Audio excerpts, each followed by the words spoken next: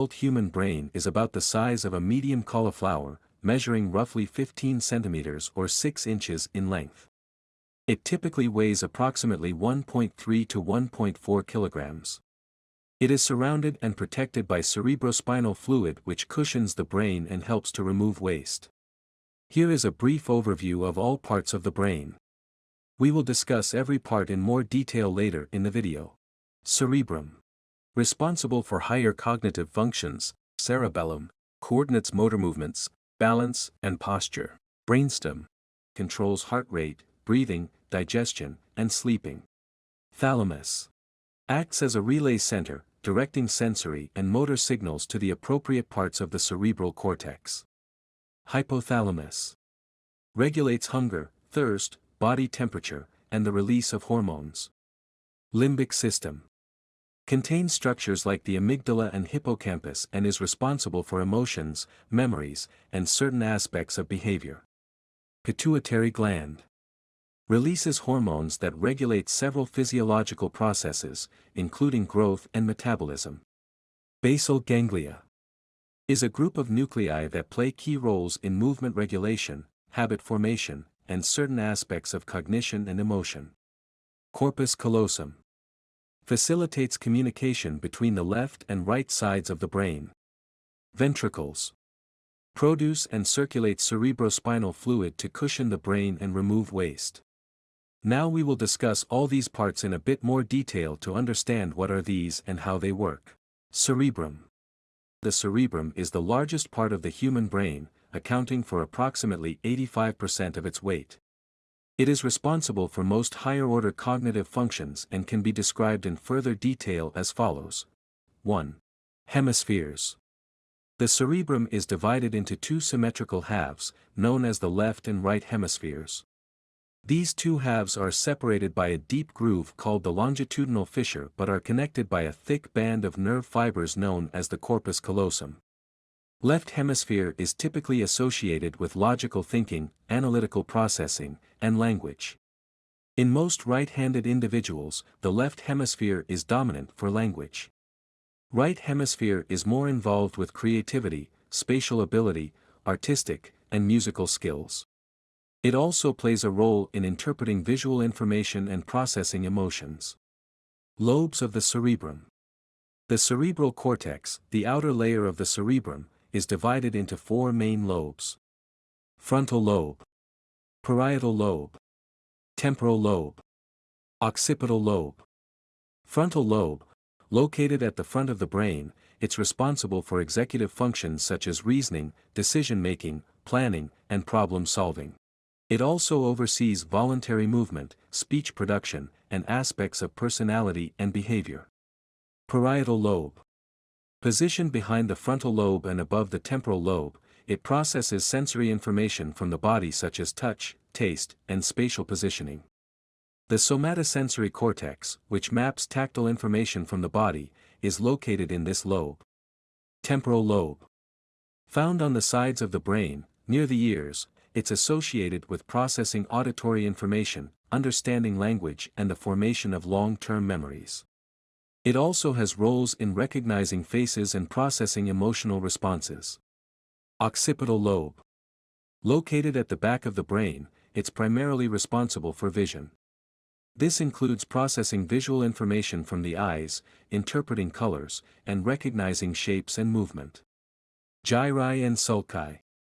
The surface of the cerebrum is highly convoluted, consisting of ridges, gyri, and grooves, sulci. These convolutions increase the surface area of the cerebrum, allowing more neurons to fit in and enhancing cognitive abilities. Cerebral cortex. This is the outermost layer of the cerebrum and is composed of gray matter. It is densely packed with nerve cells and is responsible for higher cognitive functions, including thinking, perceiving, producing and understanding language. The thickness and structure of the cerebral cortex can vary across individuals and has been associated with various cognitive abilities and personality traits. White matter. Located beneath the cerebral cortex, white matter is made up of myelinated or insulated axons, which are nerve fibers that connect different parts of the brain to each other. The myelin gives this region its white appearance and helps accelerate the transmission of signals between neurons. Basal ganglia. Though often considered separately, the basal ganglia are a group of nuclei deep within the cerebrum.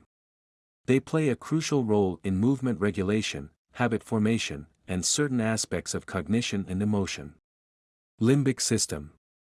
Also nested within the cerebrum, this system comprises the amygdala, hippocampus, and other structures vital for emotion, behavior, and long-term memory. The cerebrum, with its intricate structures and networks, is central to human consciousness, enabling us to think, learn, create, and experience emotions. It remains a focal point in neuroscience research as we strive to unravel the mysteries of human cognition and behavior. Cerebellum. The cerebellum, often referred to as the little brain due to its appearance and size relative to the cerebrum, is an essential structure located underneath the occipital lobes of the cerebrum at the back of the brain. Here's a detailed breakdown of cerebellum. Structure and functions. The cerebellum is divided into two hemispheres, similar to the cerebrum, and has a finely convoluted surface, which helps maximize its surface area. These convolutions are made up of folds known as folia. In the middle, a narrow worm-like structure called the vermis connects the two hemispheres. The cerebellum plays a key role in fine-tuning motor activities. While the cerebrum might initiate a movement, the cerebellum makes adjustments to ensure the movement is smooth and precise. It helps maintain balance and proper posture, particularly when the body is in motion. The cerebellum is essential for tasks that require practice and repetition, such as riding a bicycle or playing a musical instrument. More recent research has revealed the cerebellum's involvement in certain cognitive and emotional functions. This includes processes like attention, language, and regulating fear and pleasure responses. Layers. The cerebellar cortex, which is the outer layer of the cerebellum, is made up of three distinct layers. Molecular layer. The outermost layer containing few neurons but many extensions from other cells. Purkinje layer. Contains Purkinje cells, large neurons that send inhibitory projections to the deep cerebellar nuclei. Granular layer. The innermost layer made up of tiny granule cells that send excitatory projections up to the molecular layer. Deep cerebellar nuclei. Embedded within the cerebellum are clusters of gray matter known as the deep cerebellar nuclei. These serve as the primary output cantors of the cerebellum, communicating its processed information to other brain regions. Peduncles. The cerebellum communicates with other parts of the brain via three paired structures known as peduncles. Superior cerebellar peduncle. Connects the cerebellum to the midbrain and thalamus, primarily carrying output from the cerebellum to other brain regions. Middle cerebellar peduncle. Connects the cerebellum to the pons and is the primary input route to the cerebellum. Inferior cerebellar peduncle. Connects the cerebellum to the medulla oblongata, facilitating both input and output between the cerebellum and other brain regions. Despite cerebellum's smaller size compared to the cerebrum, the cerebellum contains more neurons and plays a crucial role in a variety of tasks, ensuring they are executed with precision and grace. Brainstem. The brainstem is located at the base of the brain. It serves as the bridge connecting the cerebrum and cerebellum to the spinal cord. The brainstem is critical for basic life functions, such as breathing, heart rate, and blood pressure. It's involved in reflexes, including those that regulate balance and hearing. It plays a role in regulating the sleep-wake cycle. The brainstem serves as a conduit, with ascending tracts transmitting sensory information to the brain and descending tracts sending motor information to the body. Cranial nerves 3 through 12 originate from the brainstem, controlling functions such as facial expressions, swallowing, and sensation in the face. Here's a detailed look at brainstem. Components. The brainstem can be divided into three main structures, each with specific features and functions. Midbrain or mesencephalon. The most superior portion of the brainstem, the midbrain, is located beneath the thalamus and above the pons.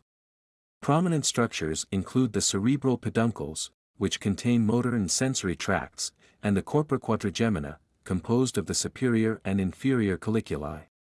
The superior colliculi are involved in visual reflexes, while the inferior colliculi are associated with auditory processing.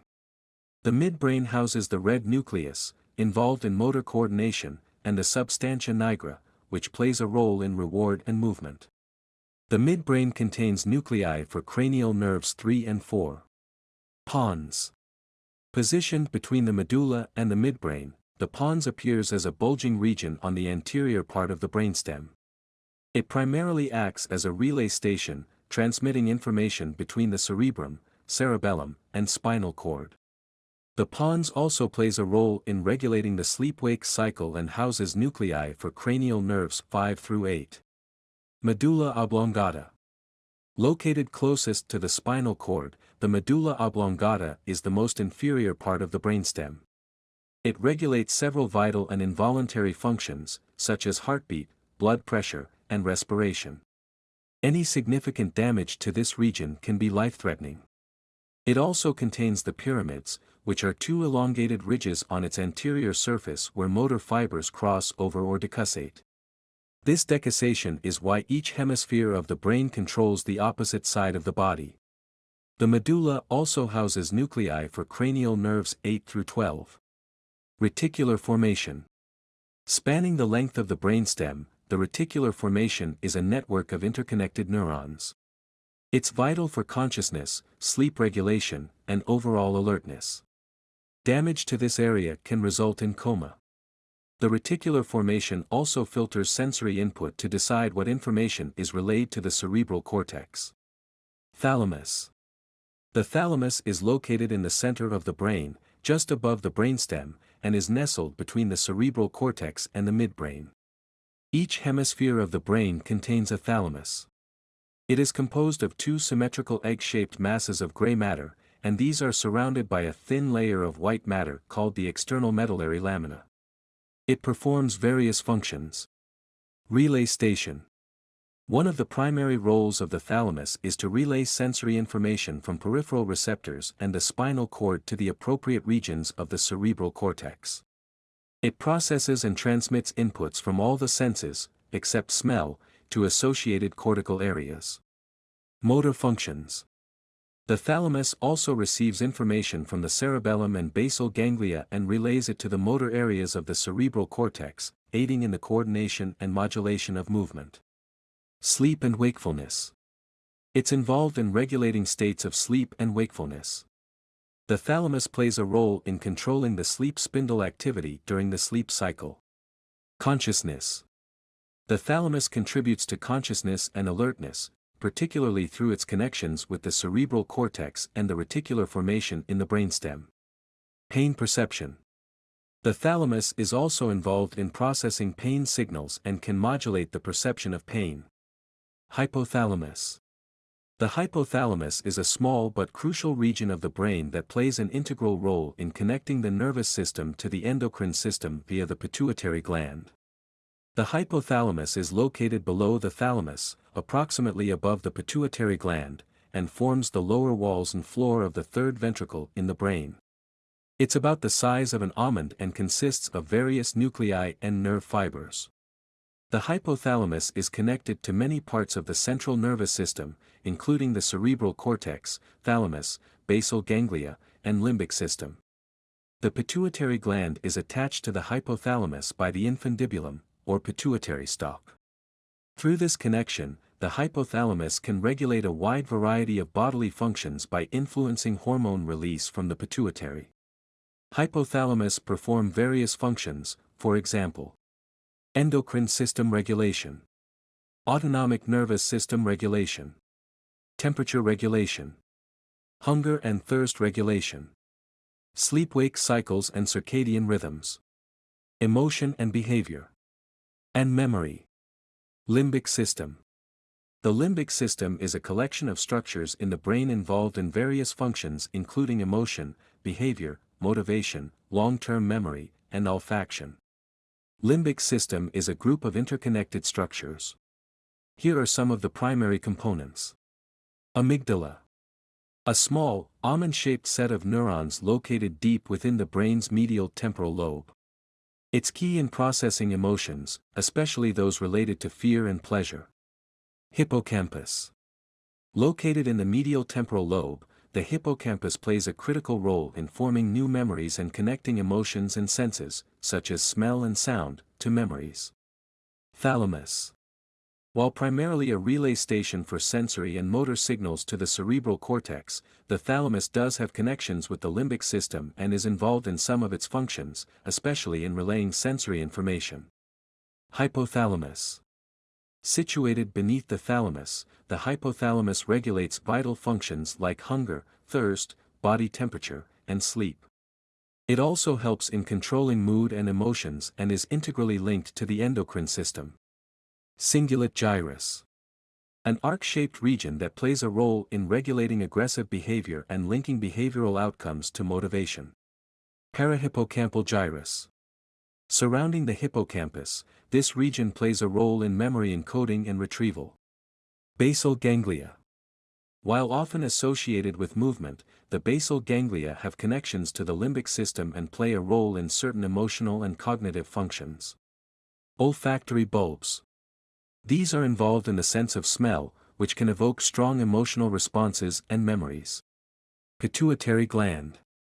The pituitary gland, often termed the master gland, is a small, pea-sized structure that plays a crucial role in the human endocrine system. The pituitary gland is situated at the base of the brain, right below the hypothalamus, and is housed within a bony structure called the sella turcica of the sphenoid bone. It is attached to the hypothalamus by a thin stalk known as the infundibulum or pituitary stalk. The gland is divided into two primary sections, the anterior pituitary, or adenohypophysis, and the posterior pituitary, or neurohypophysis. Anterior pituitary, adenohypophysis. This lobe synthesizes and releases several hormones, regulated by releasing and inhibiting hormones sent from the hypothalamus via a portal blood system. Hormones produced and released by the anterior pituitary include growth hormone, thyroid-stimulating hormone, adrenocorticotropic hormone, follicle-stimulating hormone, luteinizing hormone, prolactin, endorphins and enkephalins. Posterior pituitary, neurohypophysis. Unlike the anterior pituitary, which produces hormones, the posterior pituitary stores and releases hormones produced by the hypothalamus. Hormones released by the posterior pituitary include oxytocin and vasopressin. Basal ganglia.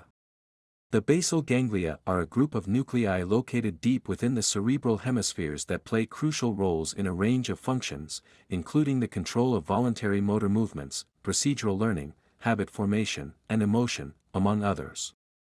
The basal ganglia are composed of several interconnected nuclei, which includes striatum, globus pallidus, subthalamic nucleus, and substantia nigra. The basal ganglia have several pathways that process and relay information. Direct pathway, indirect pathway, hyperdirect pathway. Proper balance between these pathways is crucial for smooth motor control. Function. Basal ganglia perform several functions, which include motor control. The basal ganglia, in coordination with the cerebral cortex, thalamus, and brainstem, help smooth out and coordinate movements. They're involved in the initiation and termination of movements, ensuring movements are fluid and purposeful. Procedural learning. They play a role in the learning of routines or sequences, especially motor sequences. Emotions and behavior. The basal ganglia are connected to the limbic system and have been implicated in the control of emotional behaviors and responses. Cognitive functions. They contribute to certain aspects of cognitive processing, decision-making, and task switching. Corpus callosum. The corpus callosum is the largest bundle of nerve fibers in the brain that connects the left and right hemispheres, allowing them to communicate and coordinate with one another. Anatomy and structure. The corpus callosum lies beneath the cerebral cortex, arching around the lateral ventricles. It is composed of over 200 million axonal projections, facilitating the transfer of information, integration of motor, sensory, and cognitive performances between the cerebral hemispheres. The corpus callosum can be segmented into different regions based on its anterior to posterior orientation. Rostrum, genu, body or trunk, and splenium. Functions. Corpus callosum performs several functions, which include interhemispheric communication. Its primary role is to integrate motor, sensory, and cognitive information between the two hemispheres. For instance, sensory information received in one hemisphere can be shared with the opposite hemisphere to produce coordinated motor outputs. Facilitate learning. It's believed to play a role in the sharing of learning and memory processes between hemispheres. Redundancy and recovery. In cases of cerebral damage, like a stroke, to one hemisphere, the corpus callosum may facilitate compensation by transferring functions to undamaged areas in the opposite hemisphere. Ventricles. The ventricles of the brain are a connected system of cavities filled with cerebrospinal fluid, CSF. These cavities not only serve as a reservoir for CSF but also play a role in its circulation and in cushioning the brain. Anatomy and structure. The ventricular system comprises four main ventricles. Lateral ventricles, first and second ventricles. These are the largest of the ventricles and are found within each hemisphere of the cerebral cortex, having a curved, horseshoe-like shape.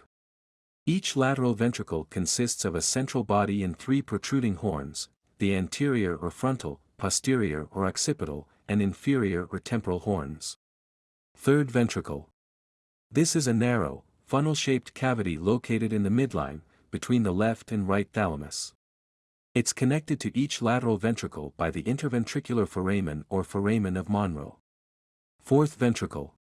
Located between the pons and the cerebellum. It communicates with the third ventricle above through the cerebral aqueduct or aqueduct of Sylvius. Function. Cerebrospinal fluid or CSF production. The ventricles are lined by ependymal cells, and within the ventricles, specialized structures called choroid plexuses produce CSF. Brain protection. CSF acts as a cushion, providing a protective layer for the brain against trauma. The fluid also helps maintain intracranial pressure, which is crucial for normal brain function. Nutrient and waste transport. CSF facilitates the exchange of nutrients and waste products between the brain and the blood. This was the basic overview of human brain, its components, and functions which brain and its components perform. We will go in more detail in some other video. That's it for today. Hope you liked this video. For more videos on human body and organ system, please subscribe to this channel. See you in the next video. The human eye is a sophisticated optical instrument that functions similarly to a camera. It collects light from the environment and transforms it into neural signals that the brain interprets as vision. Every component of the eye, from its external protective structures to its intricate internal layers, works in harmony to focus light accurately onto the retina, where visual information is processed. External structures of the eye. The external aspects of the eye are designed primarily for protection and maintenance of a clear optical pathway. The eyelids, eyelashes, and conjunctiva are all critical in shielding the eye from foreign particles and excessive light, while also helping to distribute tears evenly over its surface. The lacrimal apparatus, which includes the lacrimal gland and associated ducts, produces and drains tears, ensuring that the eye remains moist and that the corneal surface stays free from debris and pathogens. Eyelids, eyelashes, conjunctiva, and lacrimal apparatus. The eyelids are movable structures that protect the eyeball from mechanical injury and serve to spread the tear film uniformly across the eye during blinking. Eyelashes act as a first line of defense, trapping dust and small particles before they can reach the eye's delicate surface. The conjunctiva, a thin and transparent membrane that covers the sclera and lines the inside of the eyelids, plays a vital role in lubrication and infection prevention. In tandem with these, the lacrimal apparatus produces the tears that not only moisten the eye, but also help remove any irritants. ensuring the cornea remains clear and receptive to incoming light. Internal structures of the eye. Inside the eye, three primary layers form a complex system that transforms light into electrical signals. These layers are arranged concentrically and include the outer fibrous tunic, the middle vascular tunic, and the inner nervous tunic. Outer fibrous tunic. The outer fibrous tunic consists of the sclera and the cornea. The sclera is a dense white protective layer that maintains the shape of the eyeball and provides an attachment for the eye muscles. In contrast, the cornea is a clear dome-shaped structure that covers the front of the eye. Its curvature and transparency are essential for refracting light, directing it through the pupil and onto the internal structures for accurate focusing. Middle vascular tunic, uvea. Situated beneath the fibrous tunic is the vascular layer, also known as the uvea, which comprises the choroid, ciliary body, and iris. The choroid is a pigmented layer rich in blood vessels that supplies oxygen and nutrients to the retina while absorbing stray light to prevent image blurring. The ciliary body, attached to the choroid, produces the aqueous humor that nourishes the eye and helps maintain intraocular pressure, and its muscular components adjust the shape of the lens for focusing. The iris, the colored part of the eye, regulates the amount of light entering the eye by altering the size of the pupil, adapting to various lighting conditions. Inner nervous tunic, retina. The innermost layer of the eye is the retina, a complex, light-sensitive tissue where visual processing begins. It contains photoreceptor cells known as rods and cones. Rods are highly sensitive to light and facilitate vision in dim conditions, while cones are responsible for detecting color and providing high visual acuity in bright light. The central region of the retina, called the macula and within it the fovea, is densely packed with cones, making it crucial for tasks requiring detailed vision such as reading. The retina converts light into electrical impulses that are transmitted through the optic nerve to the brain, where they are interpreted as visual images. Lens and fluid-filled chambers. Behind the iris and pupil lies the lens, a transparent, flexible structure that adjusts its shape to focus light precisely on the retina. The lens's ability to change curvature, known as accommodation, allows the eye to clearly view objects at various distances. Supporting this process are two fluid-filled chambers: the anterior chamber, located between the cornea and the lens, and the posterior chamber, or vitreous cavity, which fills the space between the lens and the retina. The aqueous humor fills the anterior chamber, maintaining intraocular pressure and providing nourishment, while the vitreous humor, a gel-like substance, helps to preserve the eye's shape and keeps the retina in close contact with the underlying tissue layers. Visual processing and the functional pathway. Once light is focused onto the retina, the photoreceptors initiate a biochemical process that converts the light signal into electrical impulses. These impulses travel through a network of retinal neurons, including bipolar and ganglion cells, before being transmitted along the optic nerve to the brain. The brain then processes these signals, reconstructing them into the visual images that allow us to interpret our surroundings. This intricate cascade from the initial refraction of light to the final neural interpretation ensures that the human eye functions as a highly efficient, precise instrument for vision. Overall, the human eye is a marvel of biological engineering, allowing us to perceive the world in vivid detail. From the protective eyelashes to the intricate retina, each component works in harmony to provide vision. Understanding its anatomy helps us appreciate not only its complexity, but also the importance of eye care. As technology advances, so does our ability to prevent and treat vision-related issues, making eye health a priority for a better quality of life. The human ear is a complex organ responsible for hearing and balance.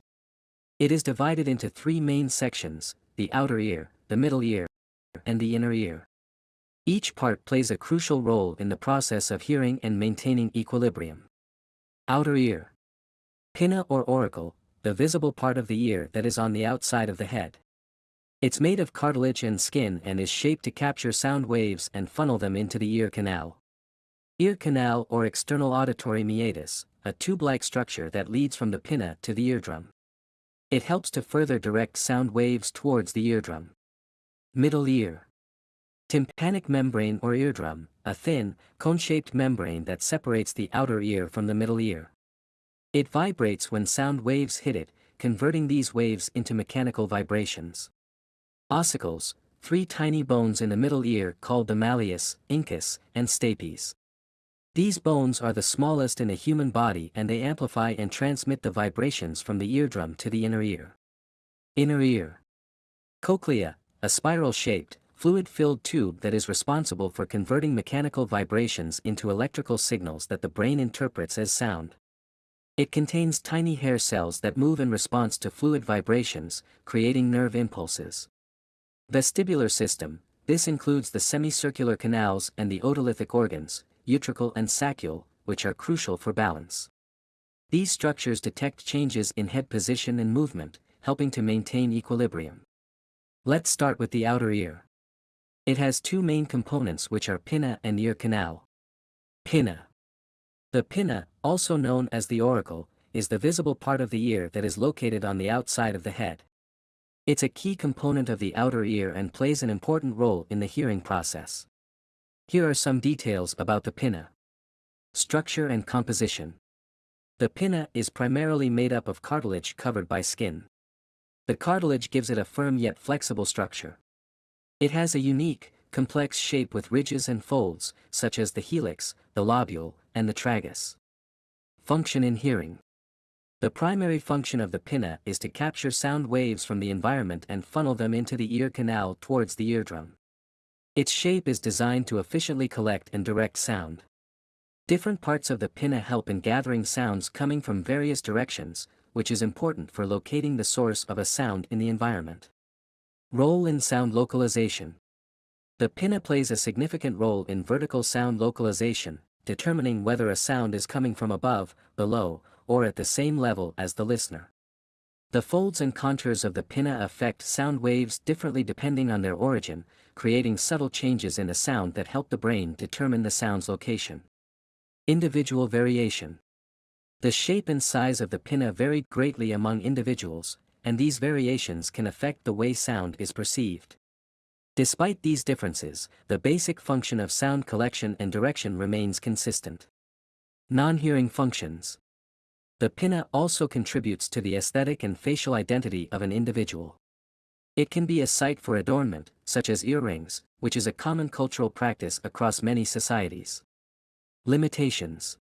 While the pinna is important for sound collection and localization, it does not play a role in the actual processing of sound. This is done by the inner parts of the ear and the brain. Ear canal or external auditory meatus. The ear canal, also known as the external auditory meatus, is a key component of the outer ear and plays a crucial role in the hearing process. Here's a detailed explanation of its structure and function. Structure. The ear canal is a tube-like passage approximately 2.5 centimeters, 1 inch, in length in adults, leading from the outer ear to the eardrum. It is slightly curved in shape, which helps protect the eardrum by preventing direct entry of foreign objects. The outer third of the canal is made of cartilage, similar to the pinna, while the inner 2/3 consist of bone. The bony part is surrounded by a thin layer of skin. Lining. The skin lining the ear canal contains hair follicles and glands that produce earwax, cerumen. This wax plays several important roles in ear health. Function in hearing. The primary function of the ear canal is to conduct sound waves from the outer ear to the eardrum. Its shape and length are designed to amplify these sound waves and optimize their transmission. Protection. Earwax produced in the ear canal has protective properties. It traps dust, dirt, and other particles, preventing them from reaching and potentially damaging the eardrum. The wax also has antibacterial and antifungal properties, helping to keep the ear canal healthy. The slight curve of the canal, along with the presence of hair, also helps in protecting the deeper structures of the ear from foreign objects and insects. Maintenance of ear health. Normally, the ear canal is self-cleaning. Earwax and debris gradually move out of the canal due to the movement of the jaw, like when chewing, eventually drying up and falling out of the ear. Overcleaning or using inappropriate objects to clean the ear can disrupt this natural process and lead to problems like impaction, irritation, or infection. Sensitivity. The skin in the ear canal is thin and sensitive, making it susceptible to irritation and infection. Conditions like otitis externa, swimmer's ear, can occur due to inflammation or infection of the ear canal. Resonance. The ear canal also contributes to the resonance of sound frequencies, particularly those important for understanding speech. This resonance enhances certain frequencies, making it easier to hear and interpret spoken words. Lobule, earlobe. Structure. Composition. Unlike the rest of the pinna, the earlobe contains no cartilage. It is composed of connective and adipose tissue, making it soft and pliable. Variability. Earlobes vary greatly among individuals in size, shape, and whether they are free or attached. Function. Cultural and cosmetic. The earlobe doesn't have a direct role in hearing. Its significance is more cultural and cosmetic, often being a site for jewelry, earrings, and body modification. Genetic marker. The characteristic of having attached or detached earlobes is a commonly cited example of a simple genetic trait. Middle ear. Middle ear have two major components, tympanic membrane and ossicles. Tympanic membrane or eardrum. The tympanic membrane, commonly known as the eardrum, is a critical component of the human ear, playing an essential role in the process of hearing. Here's a detailed explanation of its structure, function, and importance. Structure. The eardrum is a thin, semi-transparent membrane that separates the outer ear from the middle ear. It's roughly oval in shape and measures about 8 to 10 millimeters in diameter in adults. The membrane is composed of 3 layers. The outer layer is continuous with the skin lining the ear canal. The middle layer is fibrous and gives the eardrum its strength and ability to vibrate. The inner layer is mucous membrane, similar to the lining of the middle ear. Function in hearing. The primary function of the eardrum is to convert sound waves that travel through the air into mechanical vibrations. When sound waves enter the ear canal, they strike the eardrum and cause it to vibrate. The frequency and intensity of these vibrations correspond to the frequency and loudness of the sound waves. These vibrations are then transmitted to the 3 small bones, ossicles, in the middle ear, the malleus, incus, and stapes. Role in middle ear protection. The eardrum acts as a barrier, protecting the delicate structures of the middle ear from foreign objects, bacteria, and water that could enter through the ear canal. It also helps to maintain the proper pressure balance between the external environment and the middle ear, which is crucial for the proper functioning of the middle ear bones.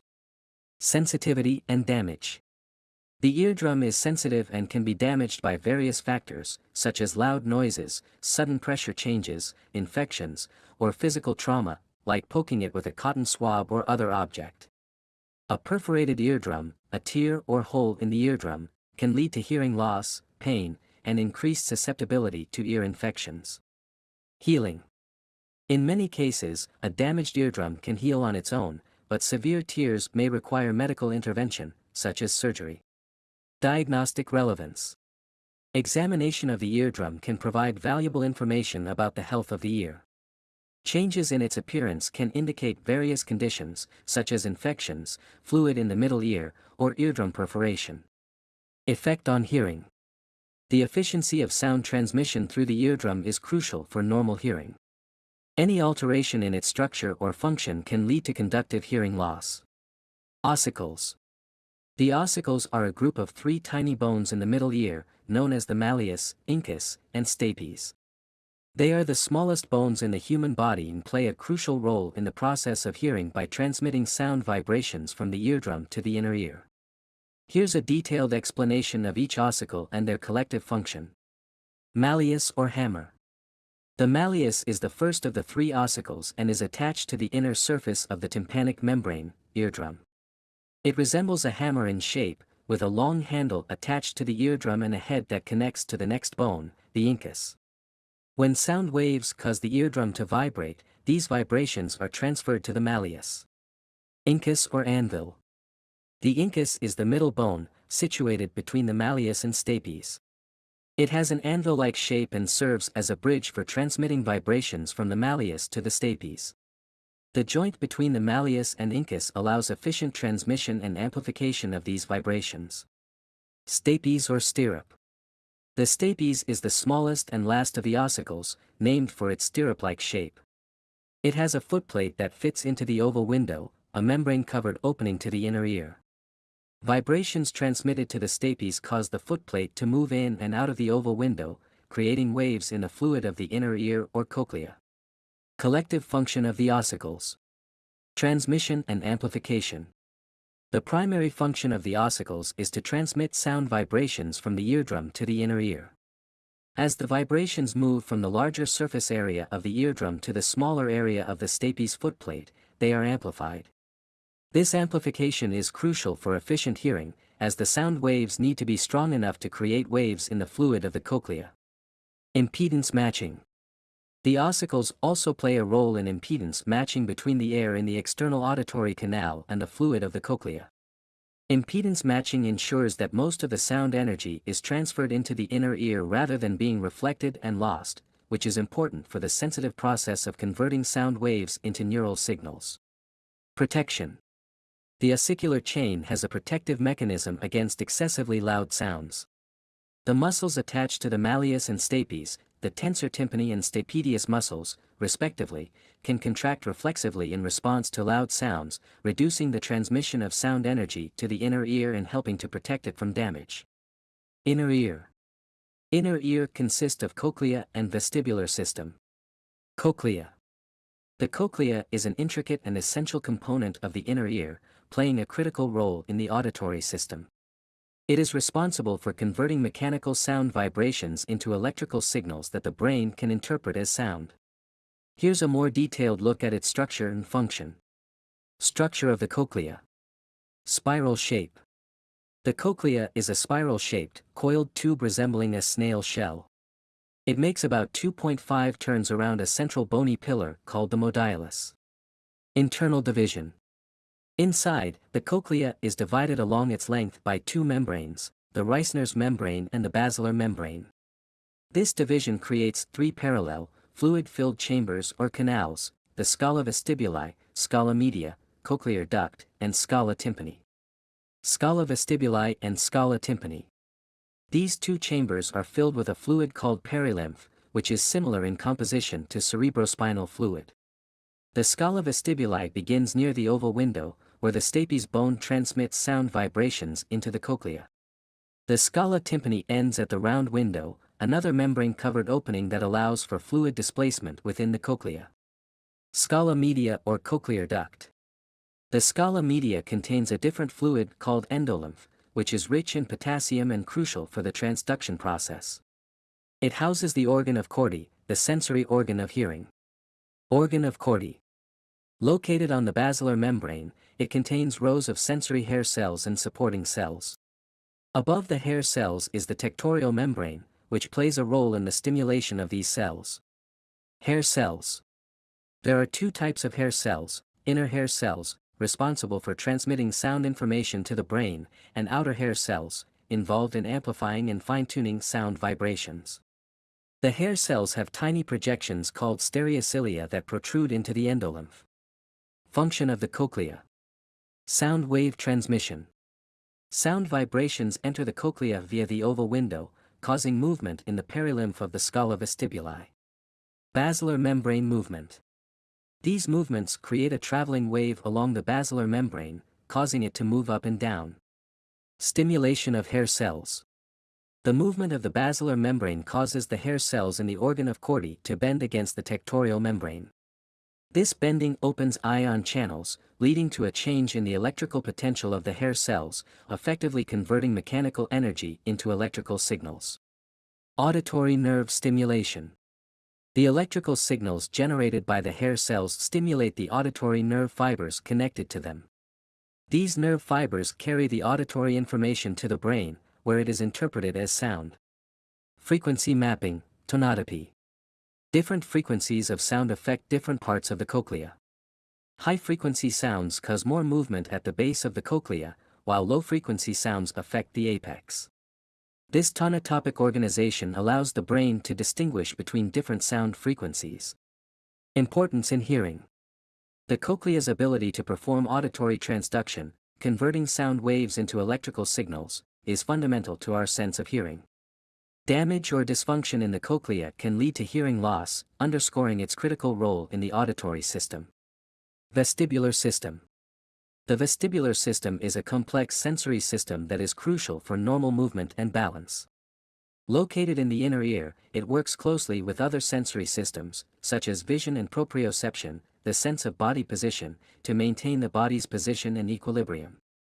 Here's a detailed look at its structure and function. Structure of the vestibular system. Semicircular canals. There are 3 semicircular canals, anterior, posterior, and lateral, in each ear, oriented at roughly right angles to each other. These canals are filled with a fluid called endolymph and contain a sensory organ called the crista ampullaris. The crista ampullaris has hair cells similar to those in the cochlea, and their movement in response to fluid motion is crucial for detecting rotational movements of the head. Otolith organs. These consist of the utricle and saccule, which are responsible for detecting linear acceleration and gravity. Inside these organs are small crystals called otoliths, calcium carbonate crystals, that sit on top of a gelatinous layer covering the hair cells. Movement of the head causes the otoliths to shift, which bends the hair cells and sends signals to the brain about the head's position relative to gravity and linear motion. Function of the vestibular system. Balance and equilibrium. The vestibular system provides critical information about motion, head position, and spatial orientation. It helps maintain balance and stabilize the eyes and body during movement. Detection of head movements. The semicircular canals detect rotational movements, like turning the head side to side, nodding, or tilting. Each canal is sensitive to movements in a different plane, covering a full range of head rotations. Detection of linear movements and gravity.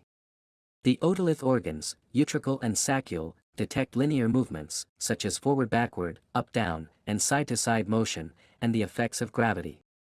They help in understanding the orientation of the head relative to the ground, aiding in balance and posture. Vestibuloocular reflex, VAR.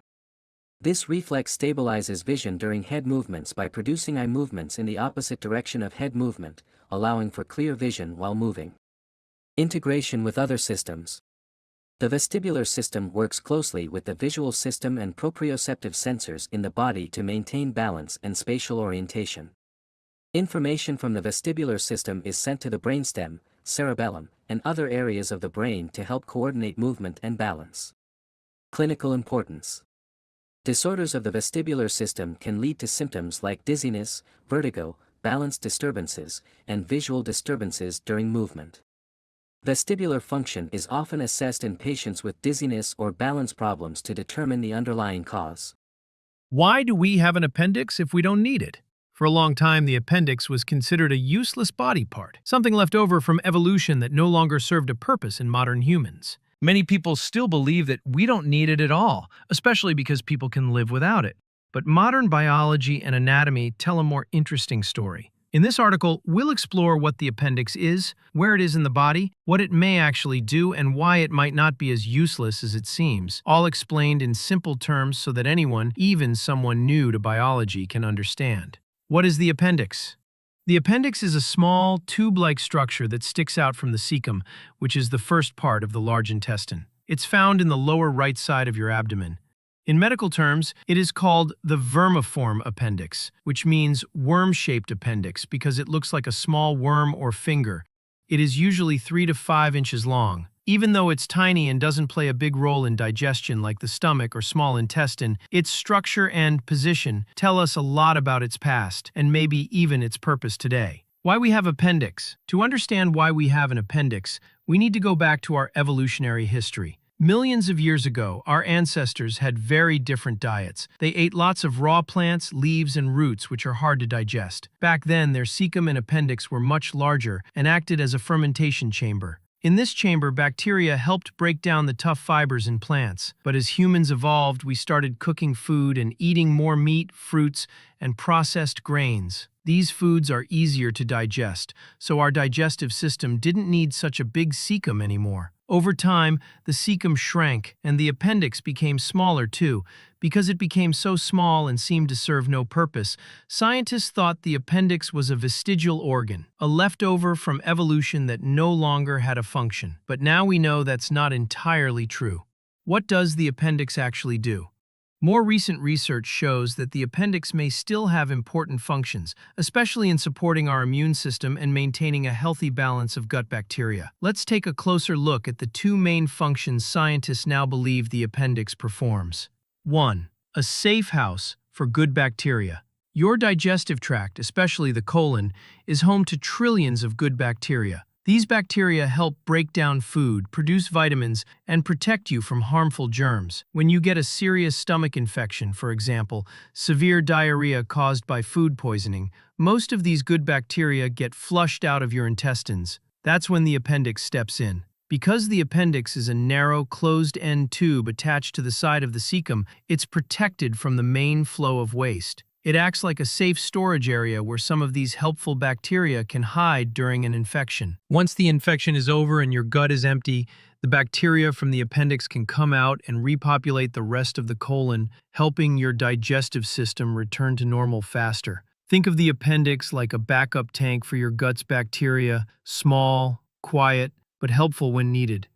2. Helps the immune system, especially in early life. The appendix contains lymphoid tissue, which is part of your lymphatic system, the body's defense system that helps fight infections and diseases. This tissue is rich in white blood cells, which are the soldiers of your immune system. In children and young adults, the appendix plays a role in developing immune responses by exposing immune cells to different bacteria and antigens. Basically, the appendix may help train the immune system during early life, teaching it to recognize harmful invaders and to build resistance to them. While this immune function seems to decrease as you grow older, it still shows that the appendix has a meaningful role, especially when the immune system is still developing. If it's useful, why can we live without it? This is a great question. Yes, you can live without the appendix, and many people do, especially those who have had appendicitis and needed surgery to remove it. That's why some people think it's not important. But just because you can live without something doesn't mean it has no purpose. For example, people can live without one kidney, tonsils, or even their gallbladder, but those organs all do helpful things. The body is amazing because it can adapt and compensate when one part is removed, especially with good health care, clean water, and proper nutrition. However, in places where people don't have access to clean water or medical care, the appendix might play a more important role in gut health and recovery from infections. What is appendicitis? Appendicitis is when the appendix becomes inflamed and infected. It usually happens when something blocks the opening of the appendix, like hard stool, swelling, or bacteria. When blocked, the appendix fills with pus, a thick fluid full of white blood cells and bacteria, and this causes pain and swelling. If not treated quickly, the appendix can burst, which can spread infection to the rest of the abdomen, a dangerous condition called peritonitis. Symptoms of appendicitis include sudden pain in the lower right belly, fever, nausea and vomiting, loss of appetite. Treatment usually involves removing the appendix through surgery, a procedure called an appendectomy. Final thoughts? In human anatomy, every part of the body has a story.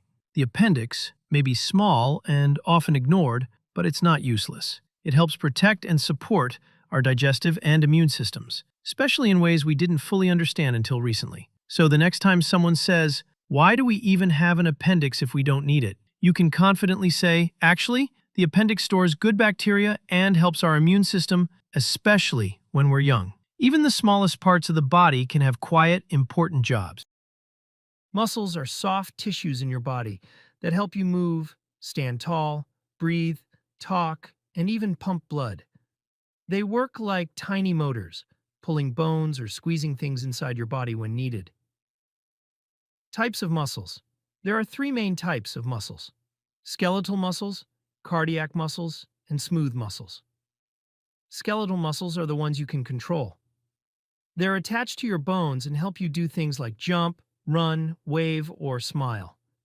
If you decide to lift your arm, your brain sends a signal to these muscles to move. They look striped under a microscope and called striated and have many tiny control centers, nuclei, to help them work hard and fast. Cardiac muscles are the muscles in your heart. You can't control them. They work all the time on their own to keep your heart beating and pumping blood. They also have stripes like skeletal muscles, but only one control center per cell. They connect very well so your heart can beat in a steady rhythm. Smooth muscles are also not under your control. They are found in places like your stomach, intestines, blood vessels, and bladder. They help move food, push pee out, or change the size of your blood vessels. These don't look striped and also have just one control center in each cell. Tiny parts inside skeletal muscles. Let's zoom in. Each muscle is made of fibers. These fibers are like long ropes wrapped in a skin called the sarcolemma. Inside them is jelly-like stuff, sarcoplasm, filled with even smaller ropes called myofibrils. Each myofibril is divided into tiny sections called sarcomeres. Sarcomeres are the parts that actually help the muscle squeeze and pull. They have two kinds of threads, thick threads called myosin and thin threads called actin. The myosin heads grab the actin and pull it, making the muscle shorter and tighter. This is how a muscle contracts, or works. Two helper proteins, called troponin and tropomyosin, help decide when the actin is ready to be pulled. How muscles move. Muscles work when they get a signal from your brain. A nerve sends a message to a muscle through a place called the neuromuscular junction.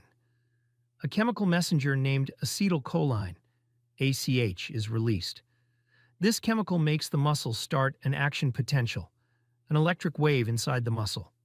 This wave tells a storage area, the sarcoplasmic reticulum, to let out calcium.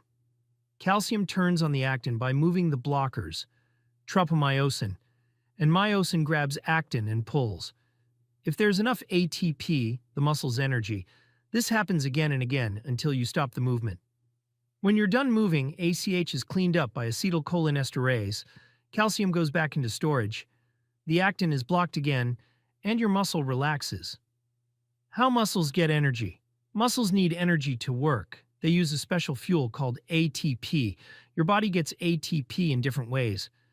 Creatine phosphate gives super quick energy for short efforts. Anaerobic glycolysis breaks down sugar without oxygen. Good for short bursts, but can make you tired. Aerobic respiration uses oxygen to make lots of ATP for long-term activities like walking or cycling. Types of muscle fibers. Muscles come in different styles, each good for different activities. Type 1, slow-twitch fibers are slow and steady, great for endurance like marathon running. Type 2A, fast-twitch endurance. Fibers are a bit faster and still last long. Type 2B, fast-twitch power fibers are super fast and strong, perfect for sprinting, but they tire quickly. Muscles in the body. Muscles are made of smaller bundles. Muscle fibers are grouped into fascicles. Fascicles are covered by layers called endomysium around each fiber, perimysium around each group of fibers, and epimysium around the whole muscle. All these wrap together and become tendons, which attach to bones and help pull them during movement. How muscles work together. Muscles work as a team. The origin is the part of the muscle that stays still. The insertion is the part that moves. The agonist is the main muscle doing the job. The antagonist does the opposite action. The synergist helps the main muscle. The fixator keeps everything stable. Muscle names. Muscles get their names from different things. It could be where they are, like the biceps brachii in the arm. It could be their shape, like deltoid, which is triangle-shaped. It might be their size, like gluteus maximus, the big butt muscle.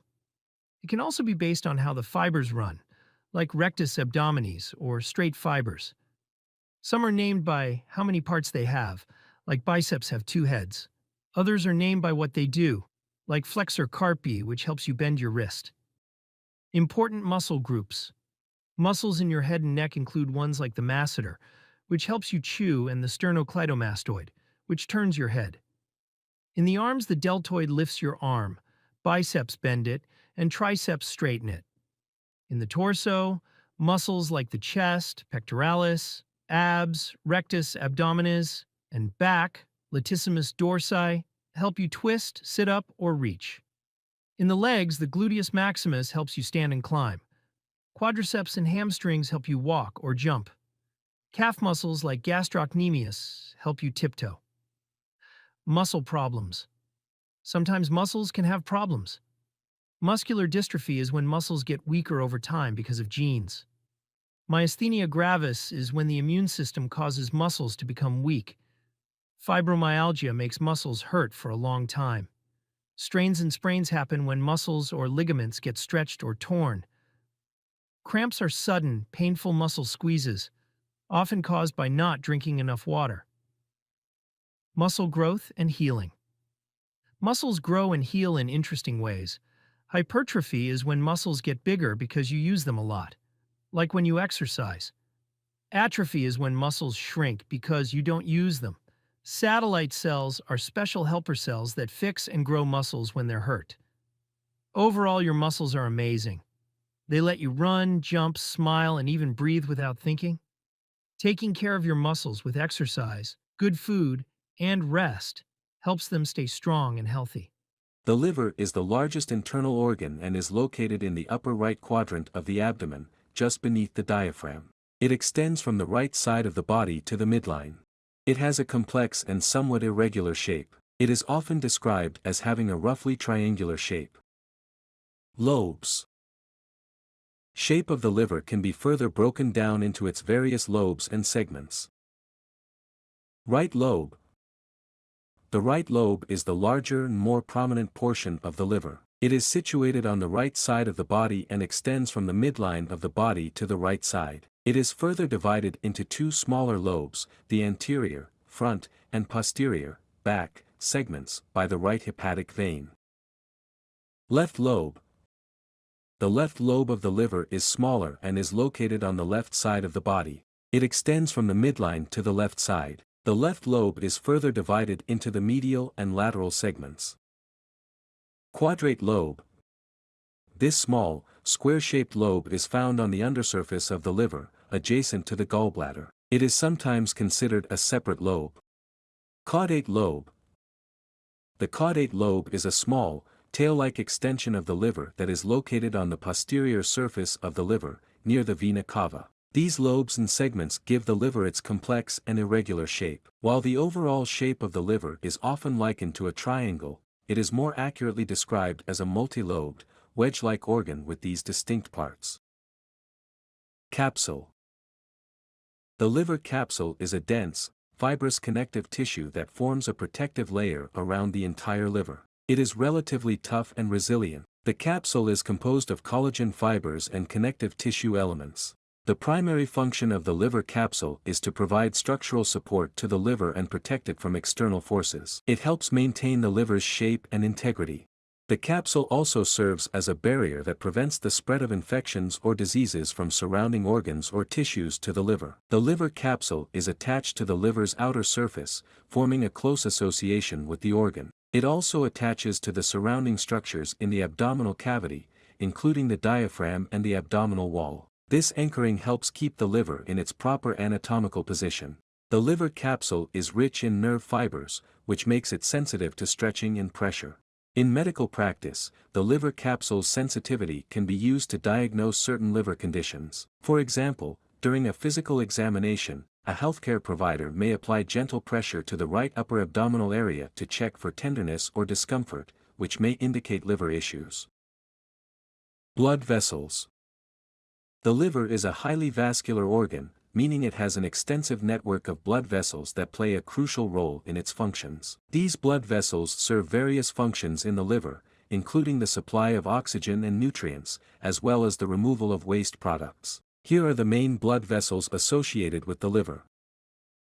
Hepatic artery. The hepatic artery is responsible for supplying oxygen-rich blood to the liver. It typically branches off from the celiac artery, which is a major branch of the abdominal aorta. This oxygenated blood is essential for the metabolic functions of the liver, particularly the hepatocytes or liver cells. The hepatic artery provides the liver with oxygen and nutrients. Portal vein. The portal vein is a major blood vessel that carries nutrient-rich blood from the digestive organs to the liver. It collects blood from the stomach, intestines, spleen, and pancreas and delivers it to the liver. This blood is rich in the products of digestion, including nutrients and toxins. The liver plays a vital role in processing these substances and regulating blood sugar levels. Hepatic portal system. The hepatic portal system is a unique circulatory system involving the portal vein. It allows the liver to filter and process nutrients, medications, and toxins before they enter the general circulation. This system is essential for detoxification and the regulation of various metabolic processes. Hepatic veins. After the blood has been processed in the liver, it is collected by the hepatic veins. These veins transport the filtered, deoxygenated blood from the liver to the inferior vena cava, a large vein that carries blood back to the heart. The hepatic veins exit the liver at a location known as the hepatic hilum, typically on the underside of the liver. Sinusoids. Within the liver, the hepatic artery, portal vein, and hepatic vein all converge into a complex network of tiny blood vessels known as sinusoids. The sinusoids are lined with hepatocytes and play a crucial role in the exchange of nutrients, gases, and waste products between the blood and liver tissue. Bile ducts. Bile ducts are tubular structures that vary in size and complexity. They form a branching network that begins within the liver and extends through the biliary system to deliver bile to the small intestine. The main components of the bile duct system include the intrahepatic ducts, the extrahepatic ducts, and the common bile duct. Intrahepatic ducts. These are the smaller bile ducts located within the liver itself. They collect bile from the liver's hepatocytes and converge to form larger ducts that eventually exit the liver. The intrahepatic ducts are responsible for transporting bile from the liver's lobules to the extrahepatic ducts. Extrahepatic ducts. After exiting the liver, bile flows into the extrahepatic ducts, including the left and right hepatic ducts. These ducts merge to form the common hepatic duct, which continues outside the liver. Common bile duct. The common hepatic duct joins with the cystic duct, which comes from the gallbladder, to form the common bile duct. The common bile duct is the final segment of the bile duct system. It carries bile from the liver and gallbladder to the small intestine. Just before entering the small intestine, the common bile duct usually joins with the pancreatic duct to form the hepatopancreatic ampulla, which is also called ampulla of Fata. This is where bile and pancreatic enzymes are released into the small intestine to aid in digestion. Sphincters. To regulate the flow of bile into the small intestine, there are two important sphincters associated with the common bile duct: the hepatopancreatic sphincter and the sphincter at the duodenal papilla. These sphincters control the release of bile into the duodenum, the first part of the small intestine. Gallbladder.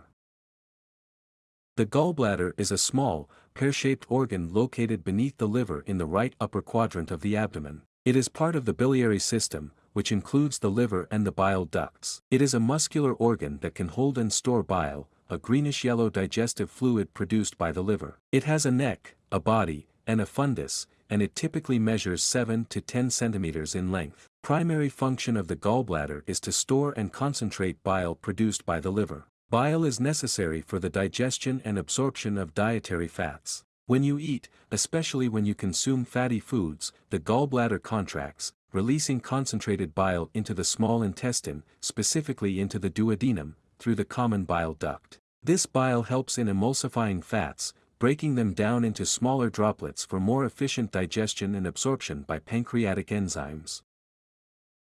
Bile production. The liver continuously produces bile, but it is not always needed for digestion. Excess bile is diverted into the gallbladder for storage and concentration. The gallbladder can concentrate bile by absorbing water and electrolytes from it, making the stored bile more potent. Bile composition. Bile is composed of water, bile salts, bilirubin, cholesterol, and electrolytes. Bile salts are the primary component responsible for emulsifying fats, aiding in their digestion. Bilirubin gives bile its characteristic color. Regulation. The release of bile from the gallbladder is controlled by hormonal signals. Cholecystokinin or CCK is a hormone released in response to the presence of fats in the small intestine. CCK stimulates the contraction of the gallbladder and the relaxation of the sphincter of Oddi, which is the muscular valve that controls the flow of bile into the small intestine, allowing bile to flow into the duodenum. Gallstones. Gallstones can form within the gallbladder due to the precipitation of cholesterol or bilirubin. These stones can block the flow of bile and cause various problems, including gallbladder inflammation, cholecystitis, gallstone obstruction of the bile ducts, cholelithiasis, or infection, cholecystitis. When gallstones cause symptoms or complications, surgical removal of the gallbladder, cholecystectomy, may be necessary. Removal. In cases of severe gallbladder disease or frequent gallstone issues, surgical removal of the gallbladder called cholecystectomy may be recommended. The removal of the gallbladder is a common procedure and does not significantly affect digestion, as the liver can still produce bile that flows directly into the small intestine. The liver is an indispensable organ that performs an array of critical functions essential for maintaining overall health and well-being. Its role in metabolism, detoxification, digestion, and immune function makes it one of the most important organs in the body. The human heart is an incredible organ. It begins beating just a few weeks after conception and continues tirelessly, day and night, for the rest of your life. But here's the biological mystery. How can the heart beat continuously without getting tired? Let's explore the science behind this remarkable endurance. First, it's important to understand that the heart is made of a special type of muscle tissue called cardiac muscle. This muscle is involuntary, meaning it works without conscious control, and it's structurally and functionally distinct from the skeletal muscles that move your limbs.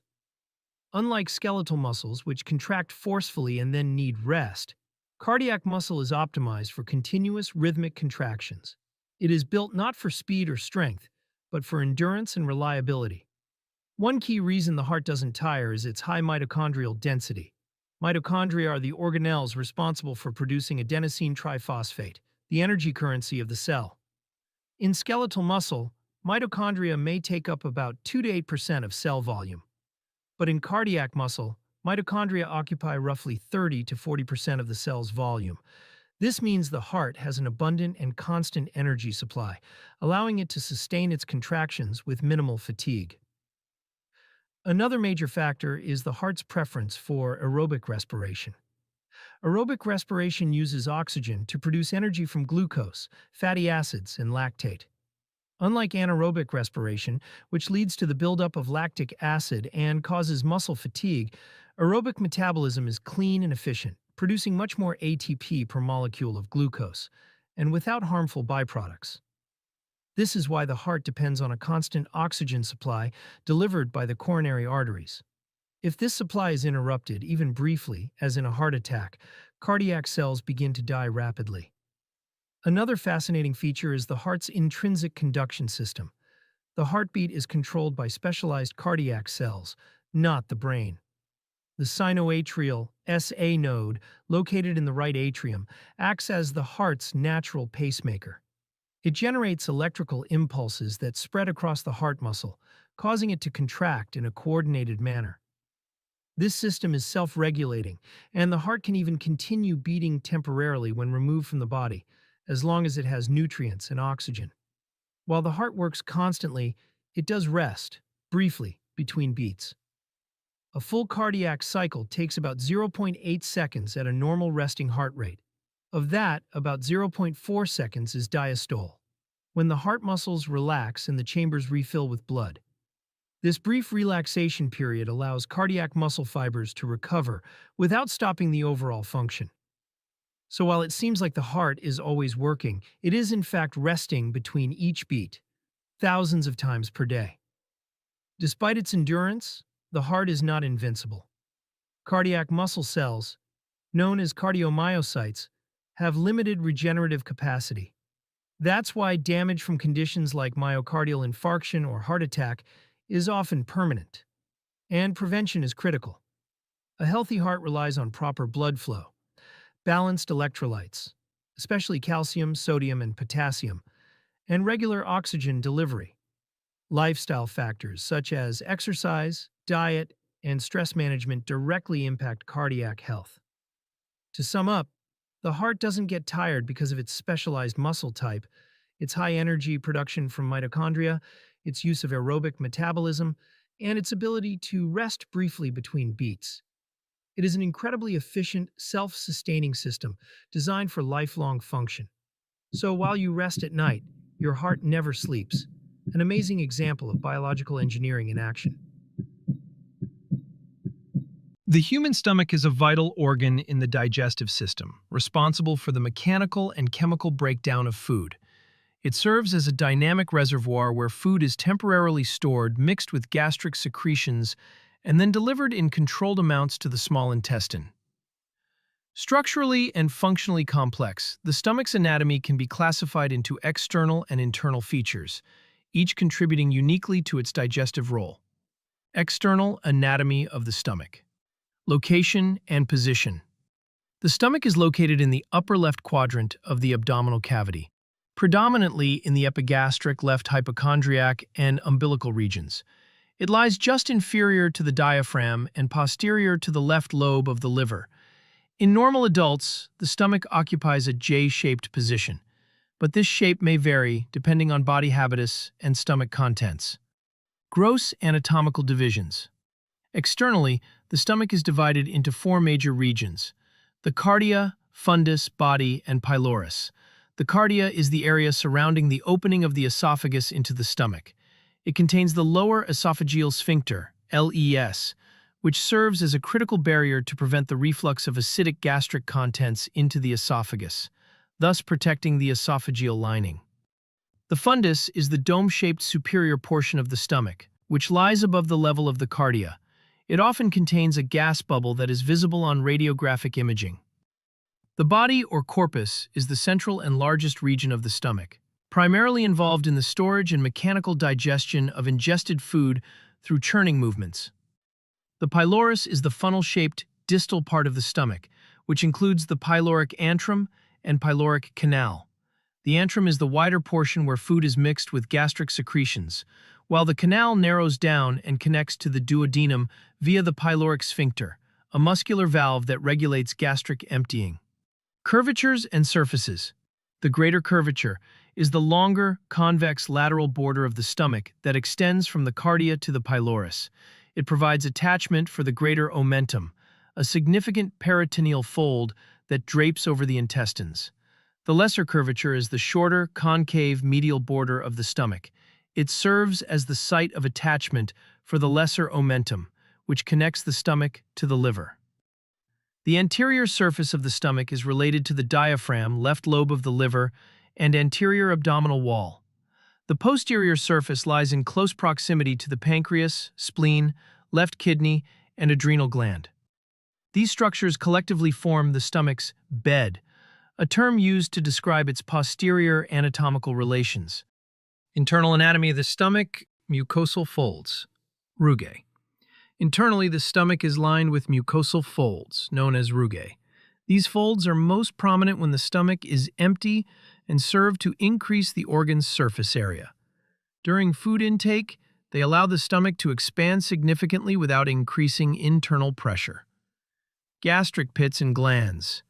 The surface mucosa of the stomach is punctuated by numerous invaginations called gastric pits. These pits lead into gastric glands, which are responsible for the secretion of various substances necessary for digestion, including acid, enzymes, mucus, and hormones. Histological layers of the stomach wall. Mucosa. The mucosa is the innermost layer of the stomach wall and consists of three components: the epithelium, lamina propria, and muscularis mucosae. The epithelium is made up of simple columnar cells that secrete mucus to protect the stomach lining from the harsh acidic environment. The lamina propria is a connective tissue layer that contains capillaries, lymph vessels, and immune cells. The muscularis mucosae is a thin layer of smooth muscle that aids in the movement of mucosa and helps expel glandular contents. Specialized cells found within the gastric glands include parietal cells, which secrete hydrochloric acid, HCl, and intrinsic factor, chief cells, which produce pepsinogen, mucous neck cells, which secrete mucus, and enteroendocrine G cells, which release the hormone gastrin. These cells play a pivotal role in the digestive processes occurring in the stomach. Submucosa. The submucosa is composed of dense connective tissue that houses larger blood vessels, lymphatics, and nerves. It provides structural support and contains the Meissner's plexus, a network of nerves that regulates secretions and local blood flow within the mucosa. Muscularis externa. The muscularis externa of the stomach is unique because it contains 3 layers of smooth muscle rather than the typical 2 found in most parts of the gastrointestinal tract. These layers are the inner oblique, middle circular, and outer longitudinal layers. Together, they allow for powerful churning and mixing movements, enhancing the mechanical digestion of food. Serosa, or visceral peritoneum. The outermost layer is the serosa, also known as the visceral peritoneum. It is a smooth membrane that covers the external surface of the stomach, reducing friction between the stomach and surrounding organs during movement. Gastric juices and secretions. Hydrochloric acid. Hydrochloric acid is secreted by the parietal cells and maintains the stomach's highly acidic environment, with a pH ranging from 1.5 to 3.5. This acid denatures dietary proteins, facilitates the activation of pepsinogen into pepsin, and destroys ingested pathogens, thereby playing a crucial role in both digestion and immunity. Pepsinogen, secreted by Chief cells, is an inactive enzyme that is converted into pepsin upon contact with hydrochloric acid. Pepsin is a protease that breaks down proteins into smaller peptides, initiating protein digestion in the stomach. Mucus. Mucus is produced by mucus cells and forms a protective barrier that coats the stomach lining. This barrier prevents the stomach from digesting itself and protects against the corrosive effects of hydrochloric acid and pepsin. Intrinsic factor.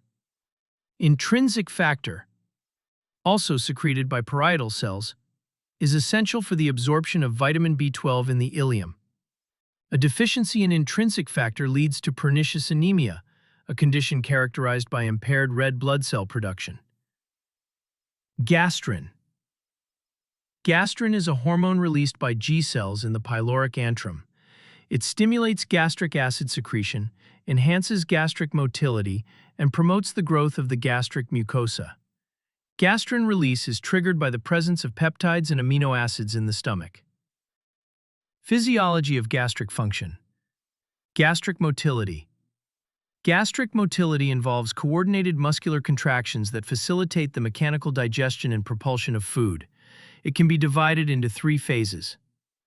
Receptive relaxation occurs when the fundus and upper body of the stomach relax to accommodate incoming food. Peristaltic contractions begin in the body and move toward the pylorus, mixing the food with gastric secretions. Gastric emptying is regulated by the pyloric sphincter, which ensures that only small amounts of chyme enter the duodenum at a time. Gastric digestion. Digestion in the stomach involves both mechanical and chemical processes. Mechanically, the stomach churns food through peristaltic movements. Chemically, the acidic environment and enzymes like pepsin break down complex macromolecules into simpler forms, suitable for absorption in the small intestine. Gastric absorption. Although the stomach is not a primary site for nutrient absorption, certain substances such as alcohol, aspirin, and some water-soluble drugs can be absorbed directly through the gastric mucosa. Neurohormonal regulation of gastric function. Cephalic phase. The cephalic phase of gastric secretion is initiated by the sight, smell, taste, or thought of food. This phase is mediated by the vagus nerve and stimulates the secretion of gastric juices even before food enters the stomach. Gastric phase. The gastric phase begins when food reaches the stomach. It involves both mechanical stretch of the stomach wall and chemical stimulation by partially digested proteins. This phase leads to further stimulation of gastric secretions and motility. Intestinal phase. The intestinal phase starts when chyme enters the duodenum. Initially, it stimulates gastric activity, but subsequently inhibits it through mechanisms like the enterogastric reflex and the release of hormones such as secretin and cholecystokinin. These hormones reduce gastric secretions and slow gastric emptying to allow adequate digestion and absorption in the small intestine. Associated structures and blood supply. Blood supply. The stomach receives a rich blood supply primarily from branches of the celiac trunk. The left gastric artery supplies the lesser curvature, while the right gastric artery contributes to the same area from the hepatic artery. The right and left gastroepiploic arteries supply the greater curvature, and the short gastric arteries serve the fundus. Venous drainage parallels the arterial supply and ultimately drains into the portal vein, allowing nutrient-rich blood to pass through the liver for processing. Lymphatic drainage. Lymph from the stomach drains into the gastric and celiac lymph nodes. This pathway is clinically significant because gastric cancers often metastasize through these lymphatic channels. Innervation. The stomach is innervated by both the parasympathetic and sympathetic nervous systems. Parasympathetic innervation is provided by the vagus nerve, which enhances secretory and motor activity. Sympathetic fibers arise from the celiac plexus and serve to inhibit gastric activity and constrict blood vessels. Pathological considerations. Gastritis. Gastritis is the inflammation of the gastric mucosa and may be acute or chronic. Common causes include infection with Helicobacter pylori, prolonged use of NSAIDs, alcohol consumption, and stress. Peptic ulcer disease. Peptic ulcers are erosions in the mucosal lining of the stomach or duodenum, resulting from an imbalance between aggressive factors like acid and pepsin and protective mechanisms like mucus and bicarbonate. They are frequently associated with H. pylori infection and NSAID usage. Gastroesophageal reflux disease, GERD. GERD occurs when the lower esophageal sphincter fails to prevent the backflow of stomach contents into the esophagus, leading to symptoms such as heartburn and regurgitation. Gastric cancer. Gastric cancer often presents in advanced stages and is associated with risk factors such as chronic gastritis, H. pylori infection, smoking, and dietary habits. It commonly metastasizes to regional lymph nodes and distant organs. Gastroparesis. Gastroparesis is a condition characterized by delayed gastric emptying in the absence of any mechanical obstruction. It often results from vagus nerve dysfunction and is commonly seen in diabetic patients. Embryological development. The stomach originates from the embryonic foregut and undergoes significant morphological changes during development. Initially, it forms as a simple tubular structure that subsequently enlarges and rotates 90 degrees clockwise around its longitudinal axis. This rotation brings the left side of the stomach anteriorly and creates the greater and lesser curvatures. The differential growth of the dorsal and ventral walls contributes to its final J-shaped appearance. Stomach, in clinical imaging and endoscopy. The stomach can be examined using various diagnostic tools. X-ray imaging with barium contrast highlights the stomach's shape, position, and motility. Endoscopy allows direct visualization of the mucosa and facilitates biopsy for histological examination. CT and MRI scans are useful for evaluating structural abnormalities, tumors, and complications, such as perforation. The stomach is a sophisticated organ integrating anatomical architecture, enzymatic activity, and neurohormonal control to facilitate digestion.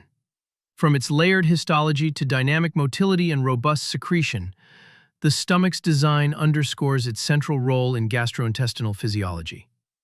Understanding its complex structure and function is crucial, not only for academic knowledge, but also for diagnosing and managing various gastrointestinal disorders.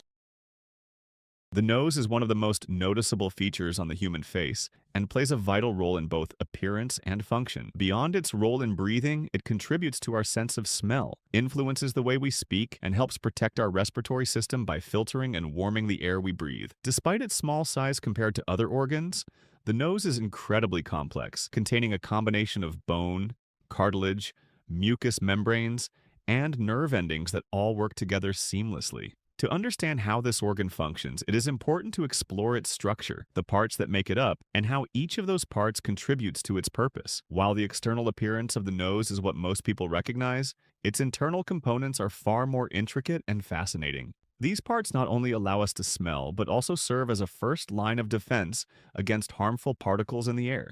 People who are not from a biology background might think of the nose simply as the place where air enters and exits the body, but it does much more than that. It acts like a natural air filter, humidifier, and even contributes to how our voices sound. This detailed explanation will walk you through the different components of the nose and how they function, using clear and simple language that anyone can understand. Parts of the nose. The nose is generally divided into two main parts: the external nose and the internal nasal cavity. The external nose is the part that is visible on the face, while the internal nasal cavity is the part that is located inside the skull. The internal structure is much larger than it appears from the outside and connects to the sinuses, throat, and even the ears in some ways. The external nose includes the nostrils, also called nares, the nasal tip, and the bridge. The nasal skeleton underneath is made of a combination of bone and cartilage, which gives the nose its shape and structure. Cartilage is a flexible tissue that is softer than bone, which allows for a degree of movement and flexibility. The internal nose, or nasal cavity, is divided into two halves by a thin wall called the nasal septum.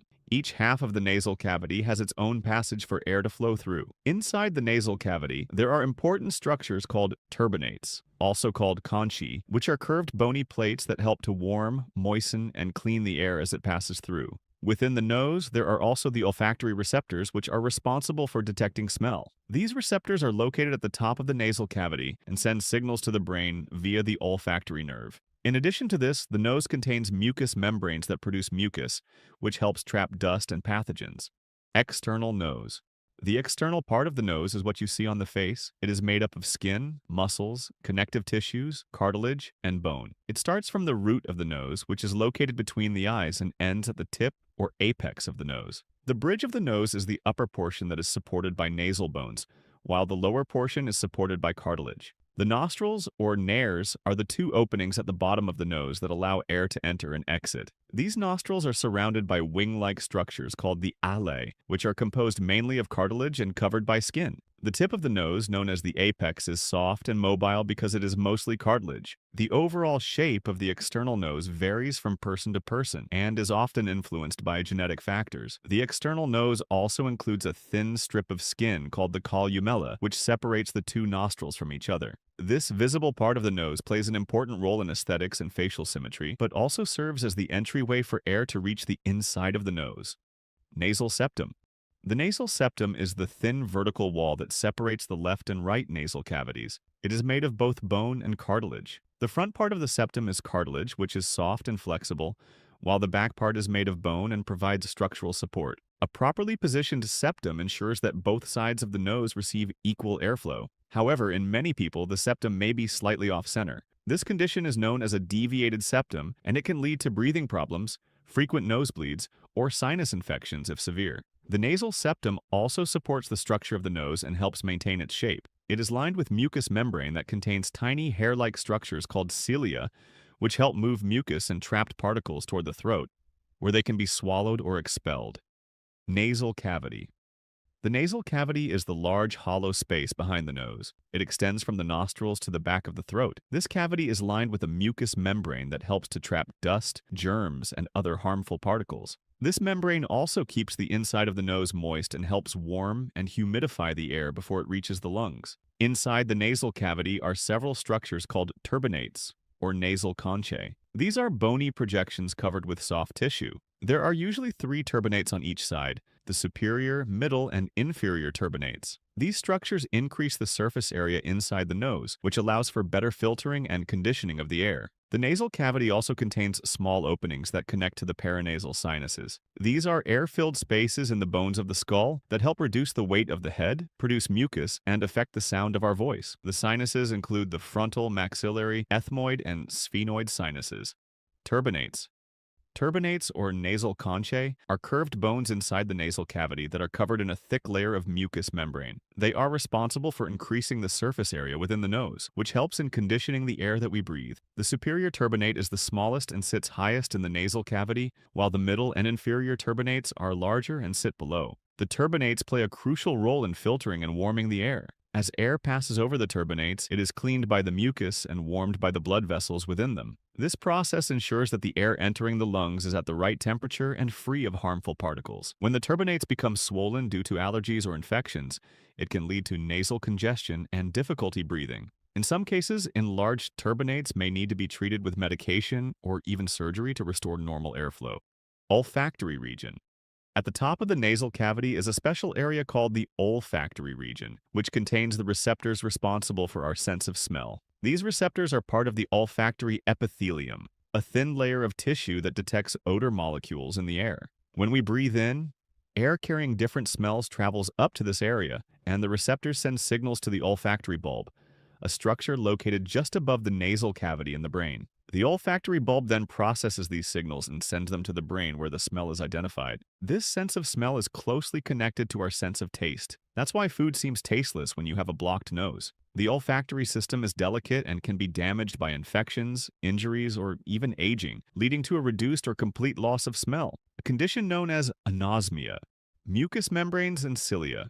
The inner lining of the nose is covered with mucous membranes, which secrete mucus to keep the nasal cavity moist. This moisture is essential for trapping dust, bacteria, and other particles that could be harmful if they reach the lungs. The mucus is sticky and helps hold on to these invaders until they can be removed. Along with mucus, the nose also contains cilia, which are microscopic hair-like structures that move in a wave-like motion. These cilia push the mucus and trapped particles toward the back of the throat, where they can be swallowed and destroyed by stomach acid. This cleaning system is very effective and works continuously to protect our respiratory system. When we are sick, this process can slow down or become overwhelmed, leading to a stuffy nose or sinus infection. Drinking water and using humidifiers can help keep the mucous membranes healthy and functioning properly. Paranasal sinuses. The paranasal sinuses are air-filled spaces within the bones around the nose. They are connected to the nasal cavity by small channels. These sinuses include the frontal sinus in the forehead, maxillary sinus under the eyes, ethmoid sinus between the eyes, and sphenoid sinus behind the eyes. These sinuses help reduce the weight of the skull, improve voice resonance, and produce mucus that drains into the nasal cavity. They are lined with the same type of mucous membrane as the nasal cavity, so they also help trap and remove harmful particles. When the sinuses become inflamed due to infection or allergies, it results in a condition called sinusitis, which can cause facial pain, pressure, and difficulty breathing through the nose. Healthy sinuses are normally filled with air and allow mucus to drain easily, but blocked sinuses can lead to discomfort and infection. Blood supply and nerves. The nose has a rich blood supply which helps warm the air as it passes through. Several arteries supply blood to the nose, including the facial artery and branches of the internal and external carotid arteries. Because of this rich blood flow, the nose can bleed easily, especially in dry conditions or due to trauma. The nose is also connected to many nerves, which allow it to sense touch, pain, temperature, and smell. The most important nerve related to smell is the olfactory nerve, cranial nerve I. Other nerves provide sensation to the skin of the nose and its internal structures, including the trigeminal nerve, which is responsible for facial sensations. These nerves play an important role in triggering reflexes such as sneezing, which helps clear irritants from the nose. The nose is sensitive to many types of stimuli, including strong smells, dust, and changes in temperature. Function and importance.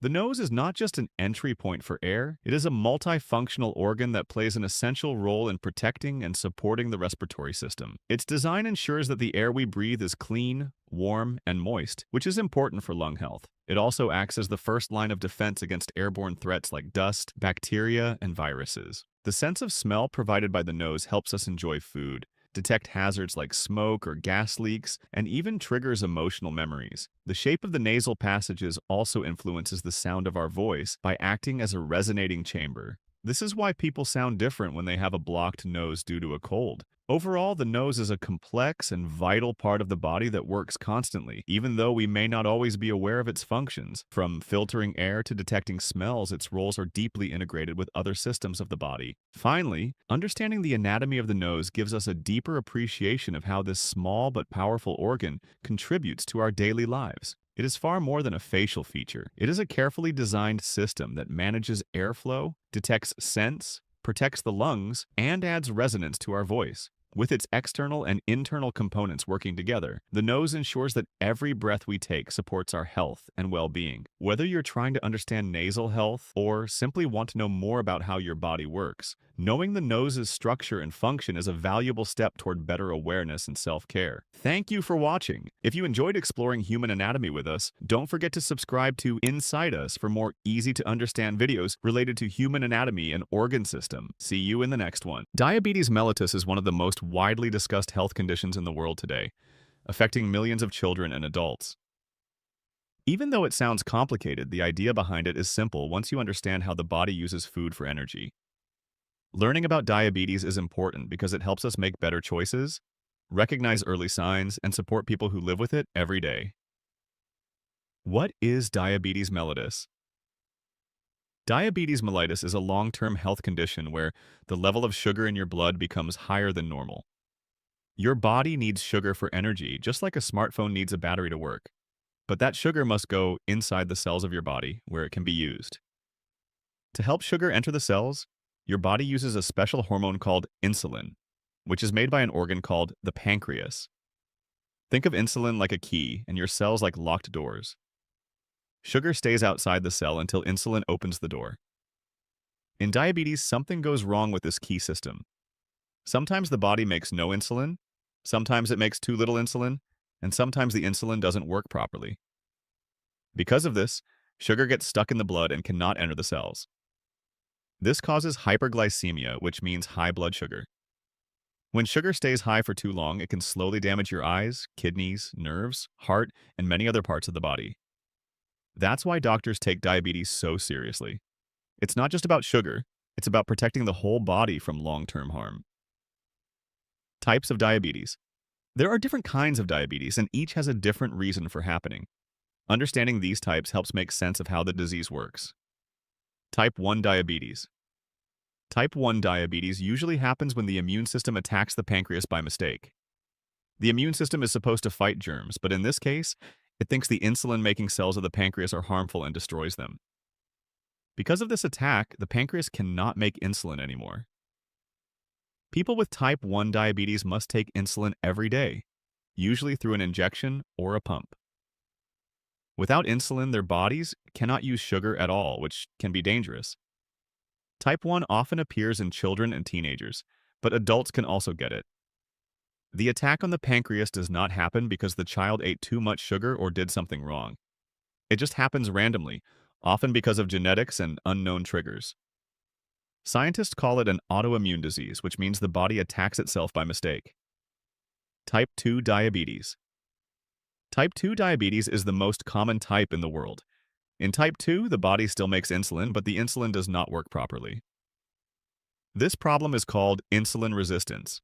Imagine trying to use a key that fits the lock but becomes rusty and doesn't open the door properly. That's how insulin resistance works. Over time, because the insulin is not working well, the pancreas tries to make more and more insulin to keep up. But after many years, the pancreas becomes tired and cannot produce enough insulin. This makes sugar levels go higher and higher. Type 2 diabetes is often related to being overweight, not exercising enough, eating too much junk food, or having family members with diabetes. Adults usually get type 2, but more kids and teenagers are getting it now because modern lifestyles involve more screen time and less physical activity. Gestational diabetes. Gestational diabetes happens only in pregnant women. When a woman is pregnant, her body makes special hormones to help the baby grow. Sometimes these hormones make the mother's body resist insulin, causing her sugar level to rise. This usually goes away after the baby is born. However, women who get gestational diabetes have a higher chance of getting type 2 diabetes in the future. Secondary diabetes. This type happens when another condition or medicine damages the pancreas or affects how insulin works. For example, some long-term medications like steroids or diseases that affect the pancreas can lead to diabetes. Unlike type 1 and type 2, secondary diabetes is caused by something external, not by the immune system or insulin resistance alone. Why does diabetes happen? To understand why diabetes happens, you need to know how the body processes sugar. When you eat food, especially foods like bread, rice, fruits, or sweets, your body breaks them down into glucose, which is a type of sugar.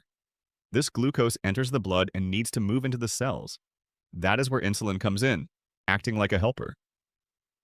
In type 1 diabetes, insulin is missing completely because the immune system destroys the cells that make it. Without insulin, the sugar cannot go inside the cells at all. In type 2 diabetes, the insulin is there, but the cells don't respond to it properly. It's like the key is too weak to open the door.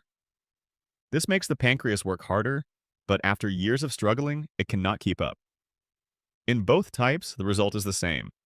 Too much sugar stays in the blood, leading to health problems. Signs and symptoms. People with diabetes start to notice certain changes in their bodies because the sugar in their blood is too high. They feel very thirsty even after drinking plenty of water because the body tries to flush out extra sugar through urine. They go to the bathroom to pee a lot, especially at night. They feel hungry all the time, even after eating, because the sugar is not reaching the cells, so the body thinks it needs more food. Some people start losing weight without trying, especially in type 1 because the body begins burning fat and muscle for energy. They may feel very tired, have blurry vision, and may take longer to heal cuts or bruises. Some people also get frequent infections because high sugar makes it easier for germs to grow. If diabetes becomes very serious, it can cause dangerous conditions like diabetic ketoacidosis, DKA in type 1, or hyperglycemic hyperosmolar state, HHS in type 2. These conditions must be treated in the hospital. Long-term problems if diabetes is not controlled. If high blood sugar continues for months or years, it can slowly damage many parts of the body.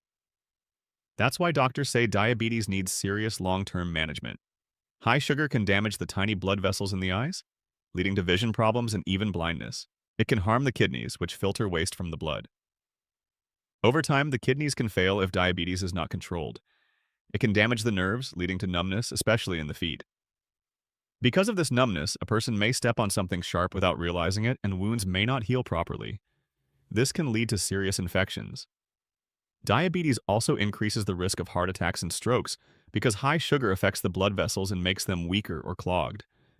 This is why controlling diabetes is not just about numbers, it is about protecting the entire body. How doctors test for diabetes.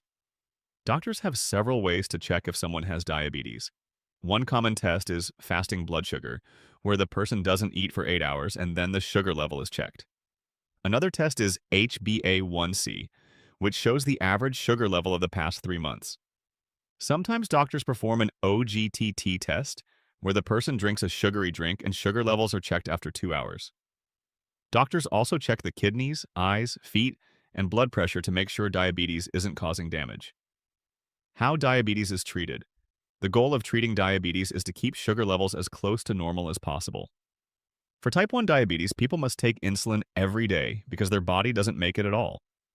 They check their blood sugar often and adjust their insulin based on food and activity. Some use insulin pens, while others use pumps that deliver insulin slowly throughout the day. For type 2 diabetes, the first step is usually changing lifestyle. Doctors often recommend that eating healthier foods, avoiding sugary drinks, and exercising regularly. If lifestyle changes are not enough, the doctor prescribes medicines that help the body use insulin better.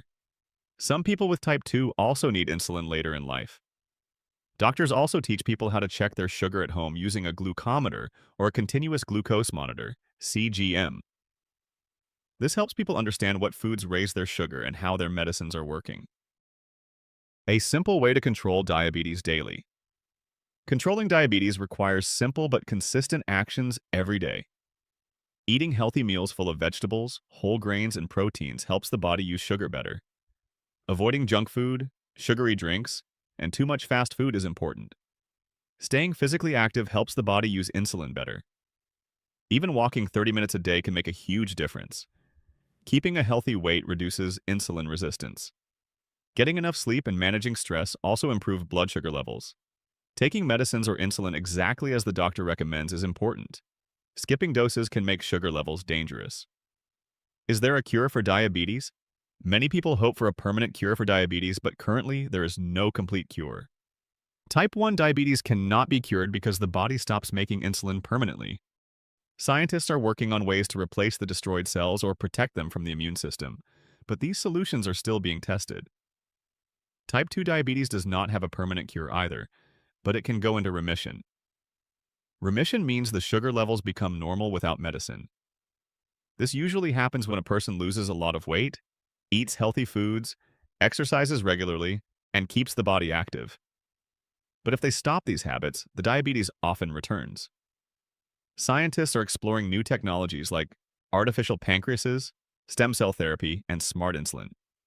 But these solutions take time to develop. Future possibilities and research. In the future, diabetes may become easier to manage because of new technologies. Scientists are studying stem cells that may help the pancreas make insulin again. They are developing artificial pancreas machines that automatically give insulin based on sugar levels. Some companies are working on pills that might replace injections. There is also research on protecting beta cells from the immune system. Although these possibilities are exciting, they are not available for everyone yet. More research, testing, and development are needed to make them safe and effective. So in summary, diabetes mellitus is a condition where blood sugar becomes too high because the body cannot make or properly use insulin. Type 1 happens when the immune system destroys insulin-making cells, and it requires insulin injections. Type 2 happens when insulin doesn't work properly, and it can sometimes be managed with healthy habits and medicines. There is no permanent cure, but type 2 can go into remission with major lifestyle changes. Taking care of diabetes every day protects the eyes, kidneys, nerves, and heart from long-term damage.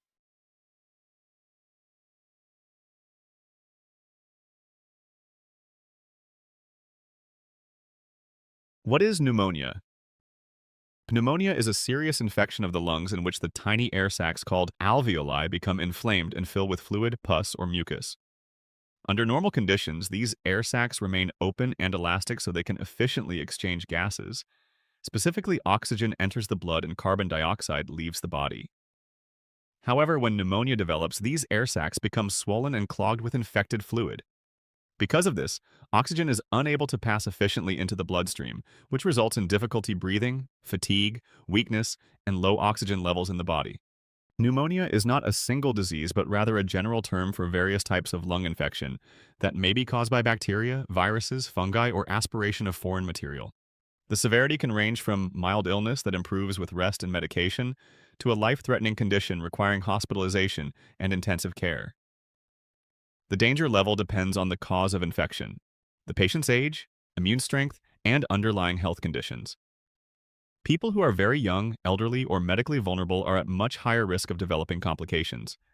This includes infants, children under 5, adults over 65, people with diabetes, asthma, COPD, heart disease, kidney disease, cancer, HIV, or anyone with a weakened immune system. In such individuals, pneumonia may progress rapidly and must be treated promptly and carefully. Symptoms of pneumonia. General symptoms in most adults. The symptoms of pneumonia can vary widely, but most patients experience some combination of cough, fever, breathing difficulty, weakness, and chest discomfort. The cough may be dry or it may produce thick phlegm that can appear yellow, green, brown, or occasionally blood-streaked. The presence of phlegm indicates that the airways are producing mucus in response to infection. Most people develop a fever, which may come with chills, sweating, and shaking. Because the lungs are not oxygenating the body effectively, many patients feel short of breath, particularly when walking, climbing stairs, or lying flat. They may breathe rapidly or shallowly, and some people experience wheezing or noisy breathing. Another hallmark symptom is chest pain, especially sharp pain that becomes worse when coughing, sneezing, or taking deep breaths. This occurs because the lining around the lungs, the pleura, becomes irritated and inflamed. In addition to respiratory symptoms, people commonly feel extreme tiredness, weakness, sleepiness, dizziness, loss of appetite, nausea, or body aches. These symptoms appear because the body is using large amounts of energy to fight the infection. And symptoms in children. In children, pneumonia can look different from adults. Children may breathe very rapidly, make grunting or wheezing sounds, or show flaring of the nostrils while breathing. Babies may refuse to feed, vomit frequently, or appear unusually sleepy, irritable, or weak. Some children may not cough much but may still have high fever and breathing difficulty. Parents should seek medical attention if a child appears to be struggling to breathe or stops responding normally. Symptoms in elderly people. In elderly adults, pneumonia may present in a less obvious and more dangerous way. Instead of fever, they may develop low body temperature, fatigue, confusion, memory changes, or disorientation. These signs indicate that the brain is not receiving enough oxygen. Elderly individuals may also collapse or feel suddenly weak. If the lips, fingertips, or face appear bluish or grayish, this signals dangerously low oxygen levels and requires emergency treatment. How pneumonia happens and what causes it. Bacterial pneumonia. The most common cause of pneumonia in adults is bacterial infection, particularly infection with Streptococcus pneumoniae.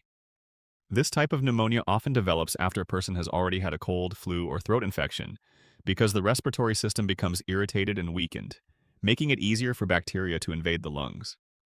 Bacterial pneumonia tends to develop suddenly, producing high fever, chills, sweating, chest pain, and thick phlegm. Viral pneumonia. Many cases of pneumonia are caused by viruses, including influenza, flu, RSV, and COVID-19. Viral pneumonia is especially common in children and older adults. It may begin like a normal viral infection with fever, sore throat, runny nose, and body aches, but over time progresses into shortness of breath and worsening cough. In some individuals, viral pneumonia can weaken the lungs enough that bacterial infection develops on top of it, known as secondary bacterial pneumonia. Fungal pneumonia. Fungal pneumonia occurs less frequently and typically affects people with weakened immune systems, chronic illnesses, or long-term use of steroids or chemotherapy. It may develop gradually and produce chronic cough, fever, and weight loss. This form of pneumonia requires specialized antifungal treatment. Aspiration pneumonia. Aspiration pneumonia develops when food, liquid, saliva, or vomit accidentally enters the lungs instead of the stomach. This can happen in people who are unconscious, intoxicated, elderly, bedridden, or who have swallowing or neurological problems. The foreign material introduces bacteria into the lungs and causes inflammation. How pneumonia affects the human body. When germs enter the lungs, the body attempts to defend itself by activating the immune system. Large numbers of white blood cells travel to the infected areas to fight the invading organisms.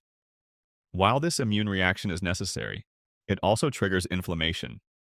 The air sacs become swollen and filled with fluid, mucus, and cellular debris, which narrows the space available for air to move through. Because of this inflammation, oxygen absorption decreases sharply. As oxygen levels fall, the body becomes weak and organs begin to function less efficiently. The heart must pump harder in an attempt to deliver adequate oxygen to tissues, which may cause rapid pulse, fatigue, dizziness, or fainting. The muscles receive less oxygen, leading to weakness and exhaustion. If pneumonia becomes severe, the infection may enter the bloodstream, leading to sepsis, a life-threatening condition that can cause shock, organ failure, or death. Fluid may accumulate around the lungs, known as pleural effusion, or pockets of pus can form, known as lung abscesses. In extreme cases, the lungs may fail completely, and the person may require mechanical ventilation in an intensive care unit. How pneumonia is diagnosed. Doctors diagnose pneumonia by carefully evaluating symptoms, medical history, and risk factors such as age, smoking status, existing illnesses, or immune problems. During the physical examination, the doctor listens to the lungs with a stethoscope. Pneumonia often produces crackling, rattling, or bubbling sounds or areas where breath sounds are reduced or absent. To confirm the diagnosis, a chest X-ray is usually performed. The X-ray shows areas of the lung that appear cloudy or consolidated, indicating infection. Blood tests may be ordered to check white blood cell levels and inflammatory responses, and oxygen levels may be measured using a pulse oximeter, which clips onto a finger. In some cases, doctors may collect a sputum, phlegm sample, or perform additional scans or tests to determine the exact organism responsible for the infection. How pneumonia is treated or cured. Medication and medical treatment. The treatment of pneumonia depends entirely on its cause. Bacterial pneumonia is treated with antibiotics, and it is extremely important to complete the entire prescribed course, even if symptoms begin improving early, in order to fully eliminate the infection and prevent resistance. Viral pneumonia does not respond to antibiotics, so doctors prescribe rest, fluids, fever reducers, breathing support, and sometimes antiviral medicines. Fungal pneumonia requires antifungal medication, usually over a longer treatment period. Supportive and home care. Supportive care plays a crucial role in recovery. Patients are advised to drink plenty of water to thin mucus, rest adequately, eat nourishing foods, and avoid smoking and exposure to pollution or dust. Breathing exercises and sleeping in an upright or semi-reclining position may help reduce discomfort and improve airflow. Cough medicines are sometimes prescribed, but many doctors recommend allowing the cough to clear mucus naturally unless it becomes severe. Hospital treatment. Patients who have severe pneumonia, dangerously low oxygen levels, weak immune systems, or multiple health conditions may be admitted to the hospital. In the hospital, treatment may include intravenous antibiotics, oxygen therapy, intravenous fluids and breathing support, and in very severe cases, intensive care monitoring or ventilator support. Recovery time depends on the severity of infection and overall health. Some patients recover noticeably within 1 to 2 weeks, while others may need several weeks or even months before lung function fully returns to normal. Fatigue may continue for some time even after the infection is gone. How pneumonia can be prevented. Prevention plays a major role in reducing pneumonia risk. Vaccination is one of the most important protective measures. The pneumococcal vaccine protects against a major bacterial cause of pneumonia and is recommended for young children, older adults, and people with chronic illnesses. The influenza vaccine and COVID-19 vaccine help prevent viral infections that commonly lead to pneumonia. Practicing good hygiene is equally important. Washing hands regularly, avoiding touching the face with unwashed hands, covering the mouth when coughing or sneezing, and avoiding close contact with sick individuals reduce exposure to infection. Quitting smoking is extremely important because smoking damages the natural cleansing system of the lungs and significantly increases pneumonia risk.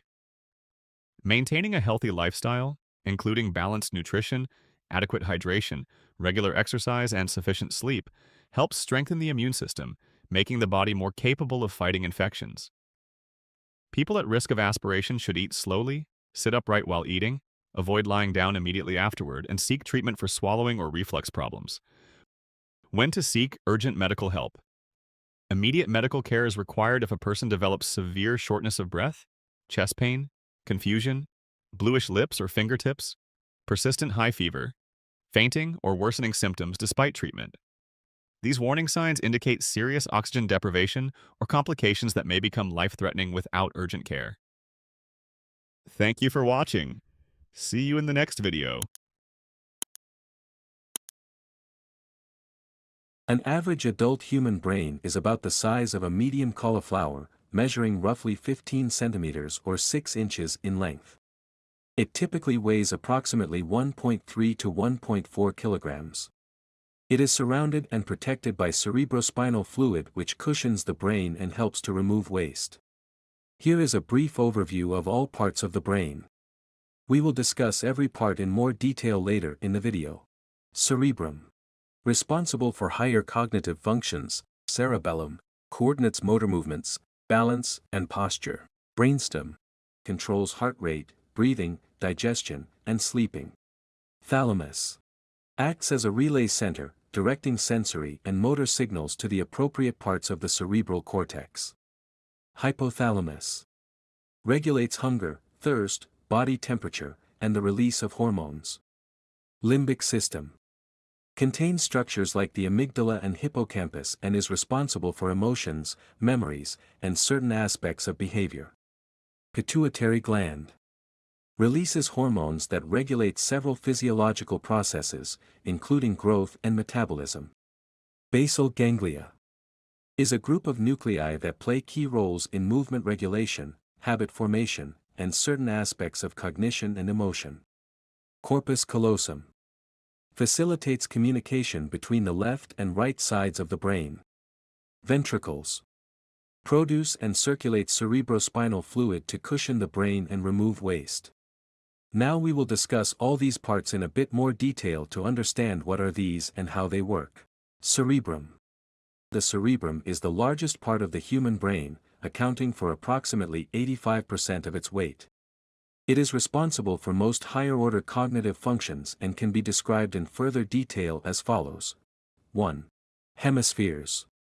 The cerebrum is divided into two symmetrical halves, known as the left and right hemispheres.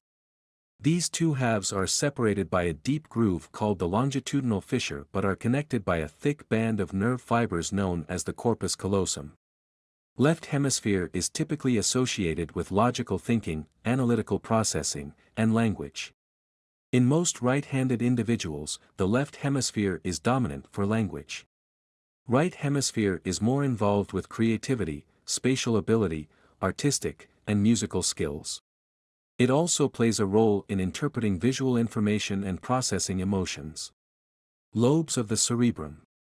The cerebral cortex, the outer layer of the cerebrum, is divided into four main lobes. Frontal lobe, parietal lobe, temporal lobe, occipital lobe. Frontal lobe, located at the front of the brain, it's responsible for executive functions such as reasoning, decision-making, planning, and problem-solving. It also oversees voluntary movement, speech production, and aspects of personality and behavior. Parietal lobe. Positioned behind the frontal lobe and above the temporal lobe, it processes sensory information from the body such as touch, taste, and spatial positioning. The somatosensory cortex, which maps tactile information from the body, is located in this lobe. Temporal lobe. Found on the sides of the brain, near the ears, it's associated with processing auditory information, understanding language, and the formation of long-term memories. It also has roles in recognizing faces and processing emotional responses. Occipital lobe. Located at the back of the brain, it's primarily responsible for vision. This includes processing visual information from the eyes, interpreting colors, and recognizing shapes and movement. Gyri and sulci. The surface of the cerebrum is highly convoluted, consisting of ridges, gyri, and grooves, sulci. These convolutions increase the surface area of the cerebrum, allowing more neurons to fit in and enhancing cognitive abilities. Cerebral cortex. This is the outermost layer of the cerebrum and is composed of gray matter. It is densely packed with nerve cells and is responsible for higher cognitive functions, including thinking, perceiving, producing and understanding language. The thickness and structure of the cerebral cortex can vary across individuals and has been associated with various cognitive abilities and personality traits. White matter. Located beneath the cerebral cortex, white matter is made up of myelinated or insulated axons, which are nerve fibers that connect different parts of the brain to each other. The myelin gives this region its white appearance and helps accelerate the transmission of signals between neurons. Basal ganglia. Though often considered separately, the basal ganglia are a group of nuclei deep within the cerebrum. They play a crucial role in movement regulation, habit formation, and certain aspects of cognition and emotion. Limbic system. Also nested within the cerebrum, this system comprises the amygdala, hippocampus, and other structures vital for emotion, behavior, and long-term memory. The cerebrum, with its intricate structures and networks, is central to human consciousness, enabling us to think, learn, create, and experience emotions. It remains a focal point in neuroscience research as we strive to unravel the mysteries of human cognition and behavior. Cerebellum. The cerebellum, often referred to as the little brain due to its appearance and size relative to the cerebrum, is an essential structure located underneath the occipital lobes of the cerebrum at the back of the brain. Here's a detailed breakdown of cerebellum. Structure and functions. The cerebellum is divided into two hemispheres, similar to the cerebrum, and has a finely convoluted surface, which helps maximize its surface area. These convolutions are made up of folds known as folia. In the middle, a narrow worm-like structure called the vermis connects the two hemispheres. The cerebellum plays a key role in fine-tuning motor activities. While the cerebrum might initiate a movement, the cerebellum makes adjustments to ensure the movement is smooth and precise. It helps maintain balance and proper posture, particularly when the body is in motion. The cerebellum is essential for tasks that require practice and repetition, such as riding a bicycle or playing a musical instrument. More recent research has revealed the cerebellum's involvement in certain cognitive and emotional functions. This includes processes like attention, language, and regulating fear and pleasure responses. Layers. The cerebellar cortex, which is the outer layer of the cerebellum, is made up of three distinct layers. Molecular layer. The outermost layer containing few neurons but many extensions from other cells. Purkinje layer. Contains Purkinje cells, large neurons that send inhibitory projections to the deep cerebellar nuclei. Granular layer. The innermost layer made up of tiny granule cells that send excitatory projections up to the molecular layer. Deep cerebellar nuclei. Embedded within the cerebellum are clusters of gray matter known as the deep cerebellar nuclei. These serve as the primary output cantors of the cerebellum, communicating its processed information to other brain regions. Peduncles. The cerebellum communicates with other parts of the brain via three paired structures known as peduncles. Superior cerebellar peduncle. Connects the cerebellum to the midbrain and thalamus, primarily carrying output from the cerebellum to other brain regions. Middle cerebellar peduncle. Connects the cerebellum to the pons and is the primary input route to the cerebellum. Inferior cerebellar peduncle. Connects the cerebellum to the medulla oblongata, facilitating both input and output between the cerebellum and other brain regions. Despite cerebellum's smaller size compared to the cerebrum, the cerebellum contains more neurons and plays a crucial role in a variety of tasks, ensuring they are executed with precision and grace. Brainstem. The brainstem is located at the base of the brain. It serves as the bridge connecting the cerebrum and cerebellum to the spinal cord. The brainstem is critical for basic life functions, such as breathing, heart rate, and blood pressure. It's involved in reflexes, including those that regulate balance and hearing. It plays a role in regulating the sleep-wake cycle.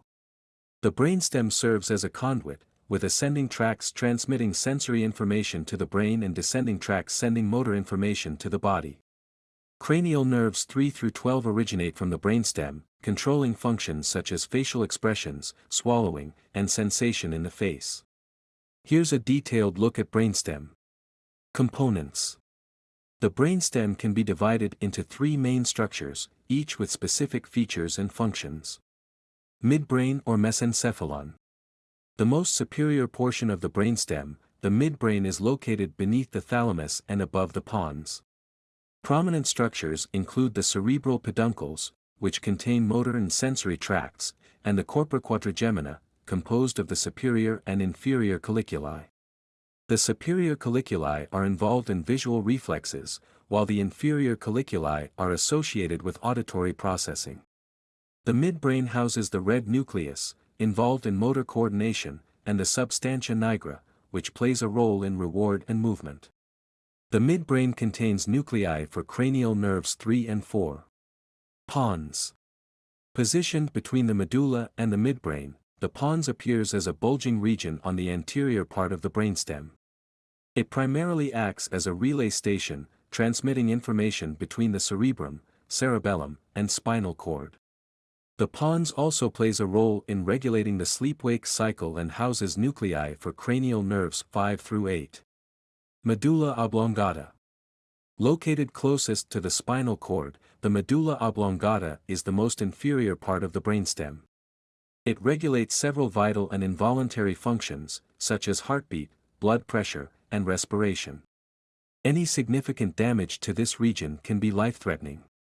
It also contains the pyramids, which are two elongated ridges on its anterior surface where motor fibers cross over or decussate.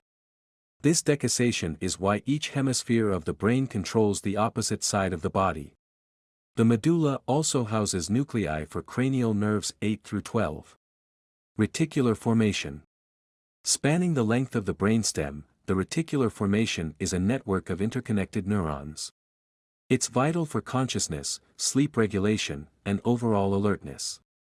Damage to this area can result in coma. The reticular formation also filters sensory input to decide what information is relayed to the cerebral cortex. Thalamus. The thalamus is located in the center of the brain, just above the brainstem, and is nestled between the cerebral cortex and the midbrain. Each hemisphere of the brain contains a thalamus.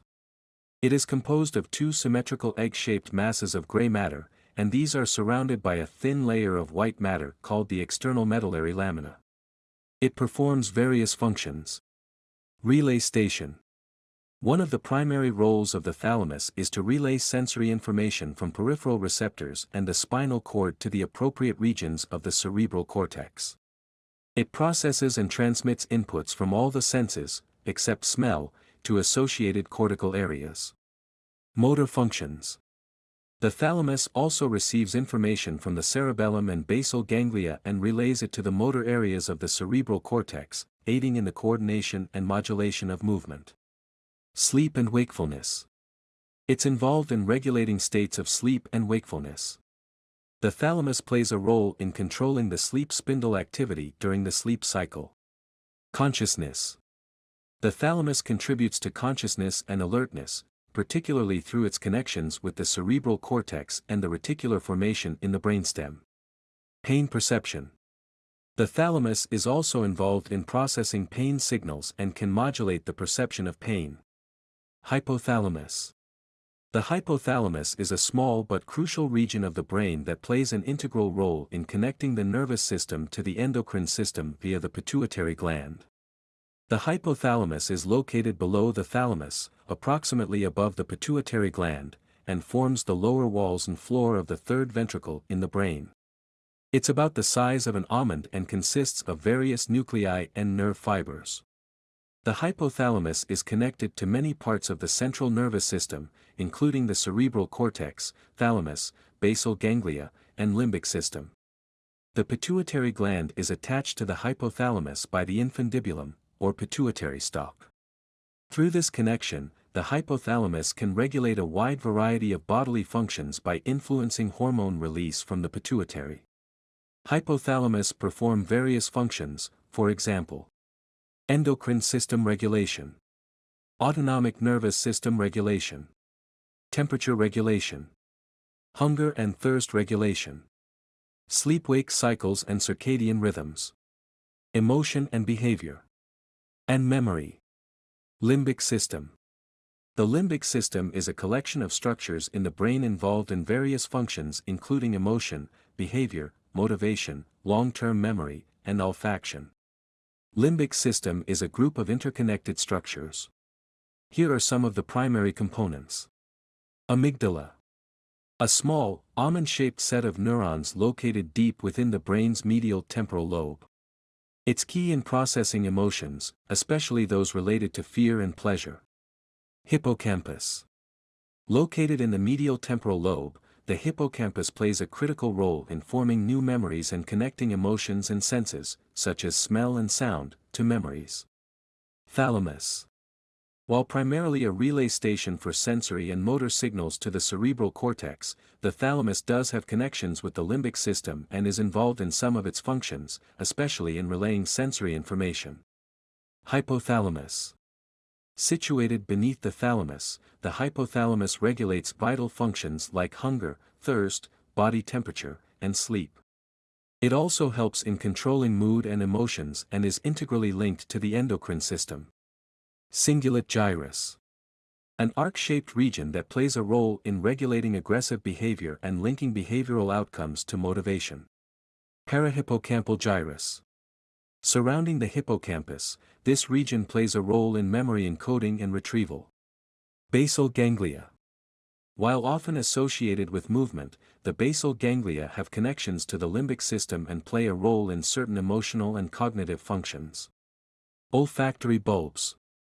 These are involved in the sense of smell, which can evoke strong emotional responses and memories. Pituitary gland. The pituitary gland, often termed the master gland, is a small, pea-sized structure that plays a crucial role in the human endocrine system.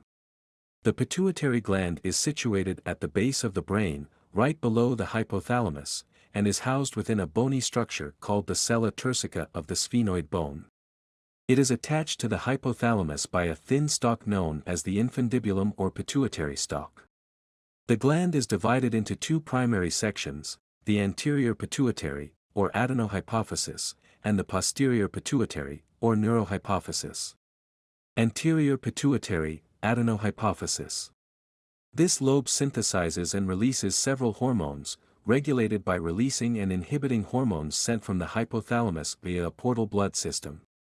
Hormones produced and released by the anterior pituitary include growth hormone, thyroid-stimulating hormone, adrenocorticotropic hormone, follicle-stimulating hormone, luteinizing hormone, prolactin, endorphins and enkephalins. Posterior pituitary, neurohypophysis. Unlike the anterior pituitary, which produces hormones, the posterior pituitary stores and releases hormones produced by the hypothalamus. Hormones released by the posterior pituitary include oxytocin and vasopressin. Basal ganglia.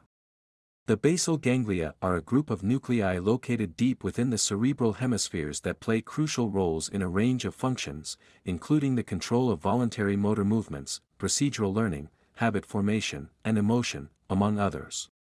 The basal ganglia are composed of several interconnected nuclei, which includes striatum, globus pallidus, subthalamic nucleus, and substantia nigra.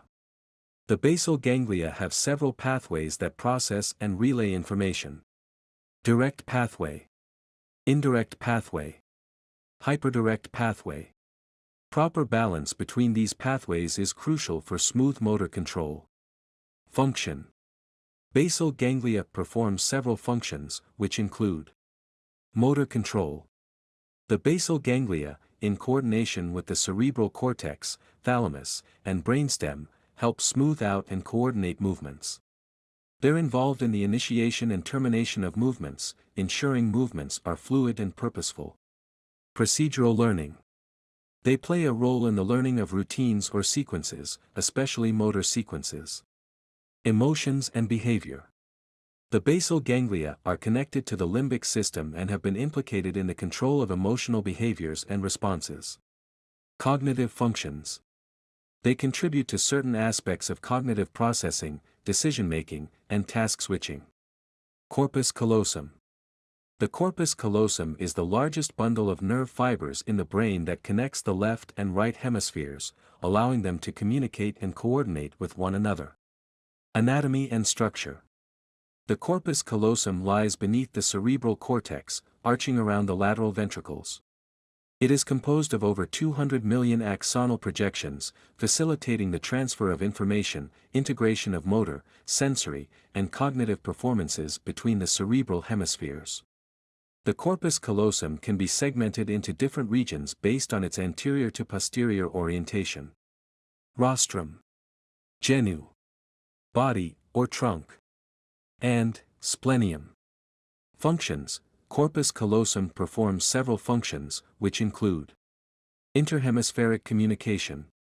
Its primary role is to integrate motor, sensory, and cognitive information between the two hemispheres. For instance, sensory information received in one hemisphere can be shared with the opposite hemisphere to produce coordinated motor outputs. Facilitate learning. It's believed to play a role in the sharing of learning and memory processes between hemispheres. Redundancy and recovery. In cases of cerebral damage, like a stroke, to one hemisphere, the corpus callosum may facilitate compensation by transferring functions to undamaged areas in the opposite hemisphere. Ventricles. The ventricles of the brain are a connected system of cavities filled with cerebrospinal fluid, CSF. These cavities not only serve as a reservoir for CSF but also play a role in its circulation and in cushioning the brain. Anatomy and structure. The ventricular system comprises four main ventricles. Lateral ventricles, first and second ventricles.